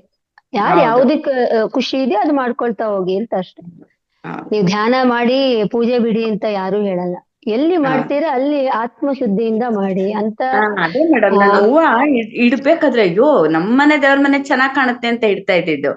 ಇವಾಗ ಹೂವ ಇಡ್ಬೇಕಾದ್ರೆ ಅಮ್ಮ ನಮ್ಮನೆ ದೇವ್ರ ಮನೆ ಅಲ್ಲ, ಪಕ್ಕದ ಮನೆಯವ್ರು ಬಂದ್ ನೋಡ್ತಾರೆ ಅನ್ನೋದೊಂದೇ, ಅವ್ರು ಬಂದ್ ನೋಡಿದಾಗ ಹೇಳಿ ಅಂತ. ಹೌದು, ಇವಾಗ ಒಂದು ಹೂವ ಇಟ್ರುನು ಅಮ್ಮ ನಿನ್ ಭಕ್ತಿಯಿಂದ ನಿನ್ ಪಾದಕ್ ನಾನು ಹೂವ ಅರ್ಪಿಸ್ತಾ ಇದ್ದೀನಿ, ನಂಗೆ ಒಳ್ಳೇದ್ ಮಾಡು ಅಷ್ಟ್ರಲ್ಲೇ ನಾನು ಇವಾಗ ಮಾಡ್ತಾ ಇದ್ದೀನಿ. ತುಂಬಾ ಚೆನ್ನಾಗಿದೆ madam. Thank you madam, thank you. Thank you so much ma'am. ನೀವು ಧ್ಯಾನಕ್ಕೆ ಬರೋದಕ್ಕೂ ಮುಂಚೆ ಯಾವ ತರ ಇದ್ರಿ, ಧ್ಯಾನಕ್ಕೆ ಬಂದ್ಮೇಲೆ ಯಾವ ತರ ಚೇಂಜಸ್ ಆಗಿದೆ ಅಂತ ತುಂಬಾ ಚೆನ್ನಾಗಿ ಹೇಳ್ಕೊಂಡಿದ್ದೀರಾ ma'am. Thank you so much ma'am. Usha ma'am ಮಾತಾಡಿ. ನಮಸ್ತೆ ಮೇಡಮ್. ನಮಸ್ತೆ ಮಧುರ ಮೇಡಮ್. ನಮಸ್ತೆ ತುಂಬಾ ಚೆನ್ನಾಗಿ ಹೇಳಿದೀರಾ. ಇವಾಗ ವರಮಹಾಲಕ್ಷ್ಮಿ ಬೇರೆ ಬರ್ತಿತ್ತು, ಆ ಎಲ್ಲಾ ಮಾಸ್ಟರ್ಸ್ಗೂ ಒಂದು ಪಾಸಿಟಿವ್ ವೈಬ್ಸ್ ಕೊಟ್ಟಿದ್ದೀರಾ. ಅದೇ ಭಕ್ತಿ ಇರ್ಬೇಕು ಅಂತ ತುಂಬಾ ಸವಿವರಾಗಿ ಹೇಳಿದೀರಾ ಮೇಡಮ್. ತುಂಬಾ ಧನ್ಯವಾದಗಳು. ಮತ್ತೆ ಹೇಳಿದಾರೆ ಮಧುರ ಮೇಡಮ್ ಅಂತ ಪೂಜೆ ಮಾಡೋದ್ ಬಿಡ್ಬೇಡಿ, ನಾನ್ ಹೇಳಿದ್ ಹಾಗಲ್ಲ. ಅಲ್ಲ ಅದೊಂದ್ ಕೇಳ್ಬೇಕು ಮೇಡಮ್. ಇವಾಗ ಸೋಮವಾರ ಒಂದ್ ದೇವ್ರು, ಮಂಗಳವಾರ ಒಂದ್ ದೇವ್ರು ಅಂತ ಅದೆಲ್ಲ ಮಾಡ್ತೀವಲ್ಲ, ಅದೆಲ್ಲ ಆತರ ಮಾಡೋದು ನಿಜನಾ ಮೇಡಮ್? ಅದು ನಿಜ ಅಂದ್ರೆ ನಿಮ್ಮ ಭಾವಕ್ಕೆ ಬಿಟ್ಟಿದ್ದು, ನಿಮ್ಮ ಭಕ್ತಿಗೆ ಬಿಟ್ಟಿದ್ದು. ನೀವ್ ಏನ್ ಅನ್ಕೊಂಡ ಅದು ಶಿವನ್ ದೇವನ್ ಆರಾಧನೆ ಮಾಡ್ತಿದ್ದೀರಾ, ಅಲ್ಲಿ ಏನ್ ಕಾಣ್ತಾ ಇದ್ದೀರಾ ಅದನ್ನೇ ಕಾಣಿ. ಅಲ್ಲೇ ಭಗವಂತ, ಅಲ್ಲೇ ಯೂನಿವರ್ಸ್. ಅದು ನೀವೇನ್ ಮಾಡ್ತಾ ಶ್ರದ್ಧೆಯಿಂದ ಮಾಡಿದೀರಾ ಅದು ವಾಪಸ್ ಕೊಡ್ತಾ ಇರುತ್ತೆ ಅಷ್ಟೇ. ನಾವ್ ಏನ್ ನಮ್ಮ ಒಂದು ಭಾವನೆ ಬಿಟ್ಟಿದ್ದು ಅಂದ್ರು ಇವಾಗ ಬೆಂಗಳೂರಲ್ಲಿ ತುಂಬಾ ಅದೇನೋ ಕಲಿಯುಗ ಅಂತಾರಲ್ಲ ಮೇಡಮ್, ಅದು ಫುಲ್ ಇವಾಗ ದೇವ್ರ ಕಡೆ ಹೋಗೋರು ತುಂಬಾ ಜಾಸ್ತಿ ಜನ ಆಗ್ಬಿಟ್ಟಿದ್ದಾರೆ. ಎಲ್ಲೋದ್ರುನು ಫುಲ್ ರಶ್ ಆತರ ಇರುತ್ತೆ ಇವಾಗ. ಅದೇ ನಾವುಗಳು ನೀವ್ ಈ ತರ ಬಿಸಿ ಶೆಡ್ಯೂಲ್ ಅಲ್ಲೂ ಡೈಲಿ ಮಾಡ್ತೀರಾ ಮೇಡಮ್ ನೀವು ಪೂಜೆನ? ಪೂಜೆ ಮಾಡ್ತೀನಿ ನಾನು, ಪೂಜೆ ಮಾಡೇ ಮಾಡ್ತೀನಿ, ಎಷ್ಟು ಬೇಕೋ ಅಷ್ಟು. ಅದೇ ಕೇಳ್ಬೇಕಿತ್ತು ಮೇಡಮ್. ಮಾಡ್ಬಾರ್ದು ಅಂತ ಇಲ್ಲ, ಅಂದ್ರೆ ಶುಚಿಯಾಗಿಡೋದು, ಶುಚಿ ಅಂತ ಹೇಳ್ತಾರಲ್ಲ, ಶುಚಿಯಾಗಿ ಶ್ರದ್ಧೆಯಿಂದ ಭಕ್ತಿಯಿಂದ ಶ್ಲೋಕಗಳನ್ನ ಹೇಳ್ತೀನಿ. ಯಾಕೆ ಶ್ಲೋಕಗಳನ್ನ ಹೇಳ್ತೀನಿ? ನನಗೆ ಪಾಸಿಟಿವ್ ವೈಬ್ರೇಷನ್ ಬರುತ್ತೆ ಮನೆಯಲ್ಲಿ, ಮಕ್ಕಳು ಸಂಸ್ಕಾರ ಕಲಿತಾರೆ, ನನ್ನ ವಿಶುದ್ಧಿ ಚಕ್ರ ಇಂಪ್ರೂವ್ ಆಗುತ್ತೆ, ನನಗೆ ಆತ್ಮಸ್ಥೈರ್ಯ ಜಾಸ್ತಿ ಆಗುತ್ತೆ. ನಾನು ಅದಕ್ಕೆ ಶ್ಲೋಕ ವಿಷ್ಣು ಸಹಸ್ರನಾಮನು ಹೇಳ್ತೀನಿ. ನನ್ನ ಮನೆಯಲ್ಲಿ ಪೂಜೆ ಮಾಡ್ತೀನಿ ಪ್ರತಿನಿತ್ಯ, ಜೋರಾಗಿ ಶ್ಲೋಕ ಹೇಳ್ತೀನಿ. ಮನೆಯೆಲ್ಲ ಪಾಸಿಟಿವ್ ಎನರ್ಜಿ ತುಂಬಿರುತ್ತೆ, ಆತ್ಮಸ್ಥೈರ್ಯ ಜಾಸ್ತಿ ಆಗ್ತಾ ಇರುತ್ತೆ, ನನ್ನ ಅಂತಃಕರಣ ಶುದ್ಧ ಆಗ್ತಾ ಇರುತ್ತೆ ಅಲ್ವಾ? ಎಲ್ಲದೂ ಒಂದೇ, ಯಾವ್ದು ಮಾಡಬಾರ್ದು ಅಂತ ಯಾವ್ದು ಇಲ್ಲ. ಅದು ನಮ್ಮ ಅಂದ್ರೆ ಇವಾಗ ಯೂಟ್ಯೂಬ್ ಅಲ್ಲಿ ನೋಡಿದ್ರೆ ಅದೇ ಮೇಡಮ್, ಯೂಟ್ಯೂಬ್ ಅಲ್ಲಿ ದಿನಕ್ಕೆ ಒಂದೊಂದ್ ತರ ಪೂಜೆ ಇದೇ ತರನೇ ಮಾಡಿ, ಹಿಂಗೆ ಮಾಡಿ, ಆ ತರ ರೆಮಿಡಿಗಳು ಕೊಡ್ತಾ ಇರ್ತಾರೆ. ನಮಗೆ ಕನ್ಫ್ಯೂಸ್ ಆಗುತ್ತೆ ಮೇಡಮ್. ಡೈಲಿ ಮಾಡೋರ್ಗೆನೆ ಹಿಂಗ್ ಮಾಡಿದ್ರೆ ನನ್ ಏನೋ ತಪ್ಪು ಮಾಡ್ತಾ ಇದೀನೇನೋ, ನಾನ್ ಹಿಂಗ್ ಮಾಡ್ದೆ ಇರೋದಕ್ಕೆ ನನ್ಗೇನೋ ಇದಾಗ್ತಾ ಇದೆಯೇನೋ ಅನ್ನೋ ಫೀಲ್ ಬರೋ ತರ ಮಾಡ್ತಾ ಇದಾರೆ. ನೋಡ್ಬಾರ್ದು, ಬೇರೆಯವ್ರು ನೋಡ್ಬಾರ್ದು, ನಮಗೇನ್ ಬೇಕೋ ನಾವ್ ಮಾಡ್ಕೋಬೇಕು. ಸರಿ ಮೇಡಮ್, ತುಂಬಾ thanks madam. Thank you so much madam. Madam ಎಲ್ಲೂ ಪೂಜೆ ಮಾಡ್ಬೇಡಿ ಅಂತ ಎಲ್ಲೂ ಹೇಳಿಲ್ಲ. ಮೇಡಮ್ ಹೇಳಿದ್ದೇನಂದ್ರೆ ಆಡಂಬರ ಬೇಡ, ಆಡಂಬರ ಬೇಡ, ಭಕ್ತಿ ಶ್ರದ್ಧೆ ಕ್ಷಮಾ ಗುಣ ಪ್ರೀತಿ ದಾನ ಮಾಡೋದು. ಇಲ್ಲ ಮೇಡಮ್, ಪೂಜೆ ಮಾಡೋದು ಅಂತಲ್ಲ. ಅದೇ ನೀವು ಇವಾಗ ಈ ಯೂಟ್ಯೂಬ್ ಅಲ್ಲಿ ಇದೇ ತರನೇ ಮಾಡಿ, ಹಿಂಗೆ ಮಾಡಿ, ಆ ಶ್ಲೋಕಗಳು ಹೇಳಿ, ಈ ತರ ನೈವೇದ್ಯ ಸಂಕಲ್ಪ ಮಾಡ್ಕೊಂಡು ಮಾಡಿ ಅಂತ ಎಲ್ಲ ಹೇಳ್ತಾರೆ. ಉಪವಾಸ ಎಲ್ಲ ಇದ್ದು ಈ ನೈವೇದ್ಯನೇ ಮಾಡ್ಬೇಕು ಅಂತ ಹೇಳ್ತಾರೆ ದೇವ್ರುಗಳಿಗೆ. ಇವಾಗ ರಾಘವೇಂದ್ರ ಸ್ವಾಮಿಗ್ ಒಂಥರ, ಸಾಯಿಬಾಬಂಗ್ ಒಂಥರ, ಶಿವಂಗ್ ಒಂಥರ. ಇವಾಗ ನಾಳೆ ನೈವೇದ್ಯ ಮಾಡಿದ್ದನ್ನ ನೀವು ನೈವೇದ್ಯ ಮಾಡಿದ್ದನ್ನ ಬೇರೆಯವ್ರಿಗೆ ಕೊಡಿ ಅಲ್ವಾ? ಅಲ್ಲ ಅದೆಲ್ಲ ಹೇಳ್ತಾರಲ್ಲ ಮೇಡಮ್, ಅದು ಒಂದ್ ದಾನನೇ, ತ್ಯಾಗ ಮನೋಭಾವನೆ. ಅದಕ್ಕೆ ಫಾಲೋ ಮಾಡ್ಬೇಕಂತ. ಈಗ ಇಲ್ಲಿ ಎಲ್ಲ ಒಂದ್ ಕಡೆ ಗಣಪತಿ ಕೂರಿಸ್ತಿರ್ತಾರೆ, ಅವ್ರು ಏನ್ ಮಾಡ್ತಾರೆ, ಅನ್ನದಾನ ಸೇವೆ ಅಂತ ಮಾಡ್ತಾರೆ ನೋಡಿ ಅಲ್ವಾ? ಗಣಪತಿ ಪೂಜೆ ಜನಕ್ಕೆ ಊಟ ಹಾಕಿರ್ತಾರೆ, ಅದು ಒಂದ್ ಸೇವಾ ಮನೋಭಾವನೆನೆ ಅಲ್ವಾ? ಮನೇಲಿ ಮೇಡಮ್ ಮಾಡಕ್ ಹೇಳ್ತಾರೆ. ಆಮೇಲೆ ನಾಳೆ ಯೆಲ್ಲೋ ಕಲರ್ ಹೇಳಿದಾರೆ, ಗುರು ಪೂರ್ಣಿಮಾ ಅಂತ ಅನ್ಬಿಟ್ಟು, ಅದಕ್ಕೆ ಕೇಳಿದ್ವಿ ಮೇಡಮ್. ಅದೇ ಒಂದು ಭಾವನೆಗೆ ನಿಮ್ಮ ಭಾವನೆಗೆ ಬಿಟ್ಟಿದ್ದು. ಆಡಂಬರದ ಪೂಜೆ ಅಂದ್ರೆ ಹಾಗಲ್ಲ, ಬಾಹ್ಯ ಆಡಂಬರ ಬೇಡ, ಆಂತರಿಕ ಆಡಂಬರ. ಒಂದು ಶ್ರದ್ಧೆ ಭಕ್ತಿ, ಅಹಿಂಸೆ ಮಾಡಿದೆ, ತ್ಯಾಗ ಸೇವಾ, ಅದು ಹೇಳಿದ್ ನಾನು, ಅದು ಜಾಸ್ತಿ ಮಾಡ್ಬೇಕು ಅಂತ. ಹೌದೌದು, ಇಲ್ಲ ಸಹವರಾಗಿ ಹೇಳಿದೀರಾ, ಎಕ್ಸ್ಪ್ಲೈನ್ ಮಾಡಿದೀರಾ ಮೇಡಮ್. Thank you madam. ಅದಕ್ಕೆ ಎಲ್ಲರಿಗೂ ಕನ್ಫ್ಯೂಸ್ ಆಗ್ಬಿಡುತ್ತೆ, ಆಮೇಲೆ ದೇವ್ರ ಪೂಜೆ ಮಾಡ್ಬೇಕಾ ಬಿಡ್ಬೇಕಾ ಇಲ್ಲ ಅಯ್ಯೋ, ವರಮಹಾಲಕ್ಷ್ಮಿ ಟೈಮಲ್ಲಿ ಮೇಡಮ್ ಒಂದ್ ಮೊಳ ಕನಕಾಂಬರನೇ ಒಂದ್ 200-300 ರೂಪಾಯಿ ಮೇಲ್ ಹೋಗಿರುತ್ತೆ. ಅದಕ್ಕೆ ಹೇಳಿದ್ದು ಮೇಡಮ್. ಇದು ತುಂಬಾ ಉಪಯುಕ್ತವಾಗಿತ್ತು ಎಲ್ಲಾ ಮಾಸ್ಟರ್ಸ್ಗೂ. Thank you so much madam. Thank you madam. Thank you so much ma'am. Ma'am ಇನ್ಯಾರ್ದು ಇಲ್ಲ ಹ್ಯಾಂಡ್ ರೈಸ್ ಇಲ್ಲ, ಮುಗ್ದಿದೆ ಹೌದು. ಮ್ಯಾಮ್. ಮಂದಾರ ಮ್ಯಾಮ್ ತುಂಬಾ ಚೆನ್ನಾಗಿ ತಿಳಿಸ್ಕೊಟ್ಟಿದ್ದೀರಾ ನಿಜವಾದಂತಹ ಪುಷ್ಪಾರ್ಚನೆ ಯಾವುದು ಅಂತ. ತುಂಬಾ ವಿವರವಾಗಿ ಎಲ್ಲಾರ ಕ್ವಶನ್ಸ್ಗೂ ಆನ್ಸರ್ ಮಾಡಿದೀರಾ ಮೇಡಮ್. ಯಾವ ತರ ನಾವು ಅಂದ್ರೆ ಆಡಂಬರದ ಪೂಜೆ ಬೇಡ, ಆಂತರಿಕ ಪೂಜೆ ಬೇಕು ಅಂತ ತುಂಬಾ ಚೆನ್ನಾಗಿ ತಿಳಿಸ್ಕೊಟ್ಟಿದ್ದೀರಮ್ಮ. ನಿಮ್ದು ಹಿಂದೆನೂ ಕ್ಲಾಸ್ ಬಂದಿದೆ, ಇನ್ನು ಮುಂದೆ ಮುಂದೆ ತುಂಬಾ ಕ್ಲಾಸ್ ಬರ್ತಾ ಇರ್ಲಿ ಅಂತ ತುಂಬಾ thank you so much ma'am. ಧನ್ಯವಾದ, ತುಂಬಾ ಧನ್ಯವಾದಗಳು ಮ್ಯಾಮ್. ಅವಕಾಶಕ್ಕಾಗಿ ಎಲ್ರಿಗೂ ಕೂಡ ಮತ್ತೊಮ್ಮೆ ಧನ್ಯವಾದ. Thank you so much ma'am. Masters ಇಲ್ಲಿ ತನಕ ಮಂದಾರ ಮೇಡಮ್ ನಿಜವಾದ ಪುಷ್ಪಾರ್ಚನೆ ಅಂದ್ರೆ ಏನು ಅಂತ ತುಂಬಾ ಚೆನ್ನಾಗಿ ತಿಳಿಸ್ಕೊಟ್ಟಿದ್ದಾರೆ. ಅವ್ರಿಗೂ ಸಹ ಧನ್ಯವಾದಗಳನ್ನ ಅರ್ಪಿಸುತ್ತಾ, ಹಾಗೆ ರೇವತಿ ಮೇಡಮ್ ಅವರು ಧ್ಯಾನವನ್ನ ಮಾಡಿಸಿದ್ದಾರೆ, ಅವರಿಗೂ ಸಹ ಧನ್ಯವಾದವನ್ನ ಅರ್ಪಿಸುತ್ತಾ, ಹಾಗೆ ಮಹಾವತಾರ್ ಸಿಬ್ಬಂದಿ ಅವರು ನಮ್ಗೆ ಮ್ಯೂಸಿಕ್ ಪ್ಲೇ ಮಾಡಿ ಅವರು ಸಹ ಧ್ಯಾನಕ್ಕೆ ಅನುವು ಮಾಡಿಕೊಟ್ಟಿದ್ದಾರೆ.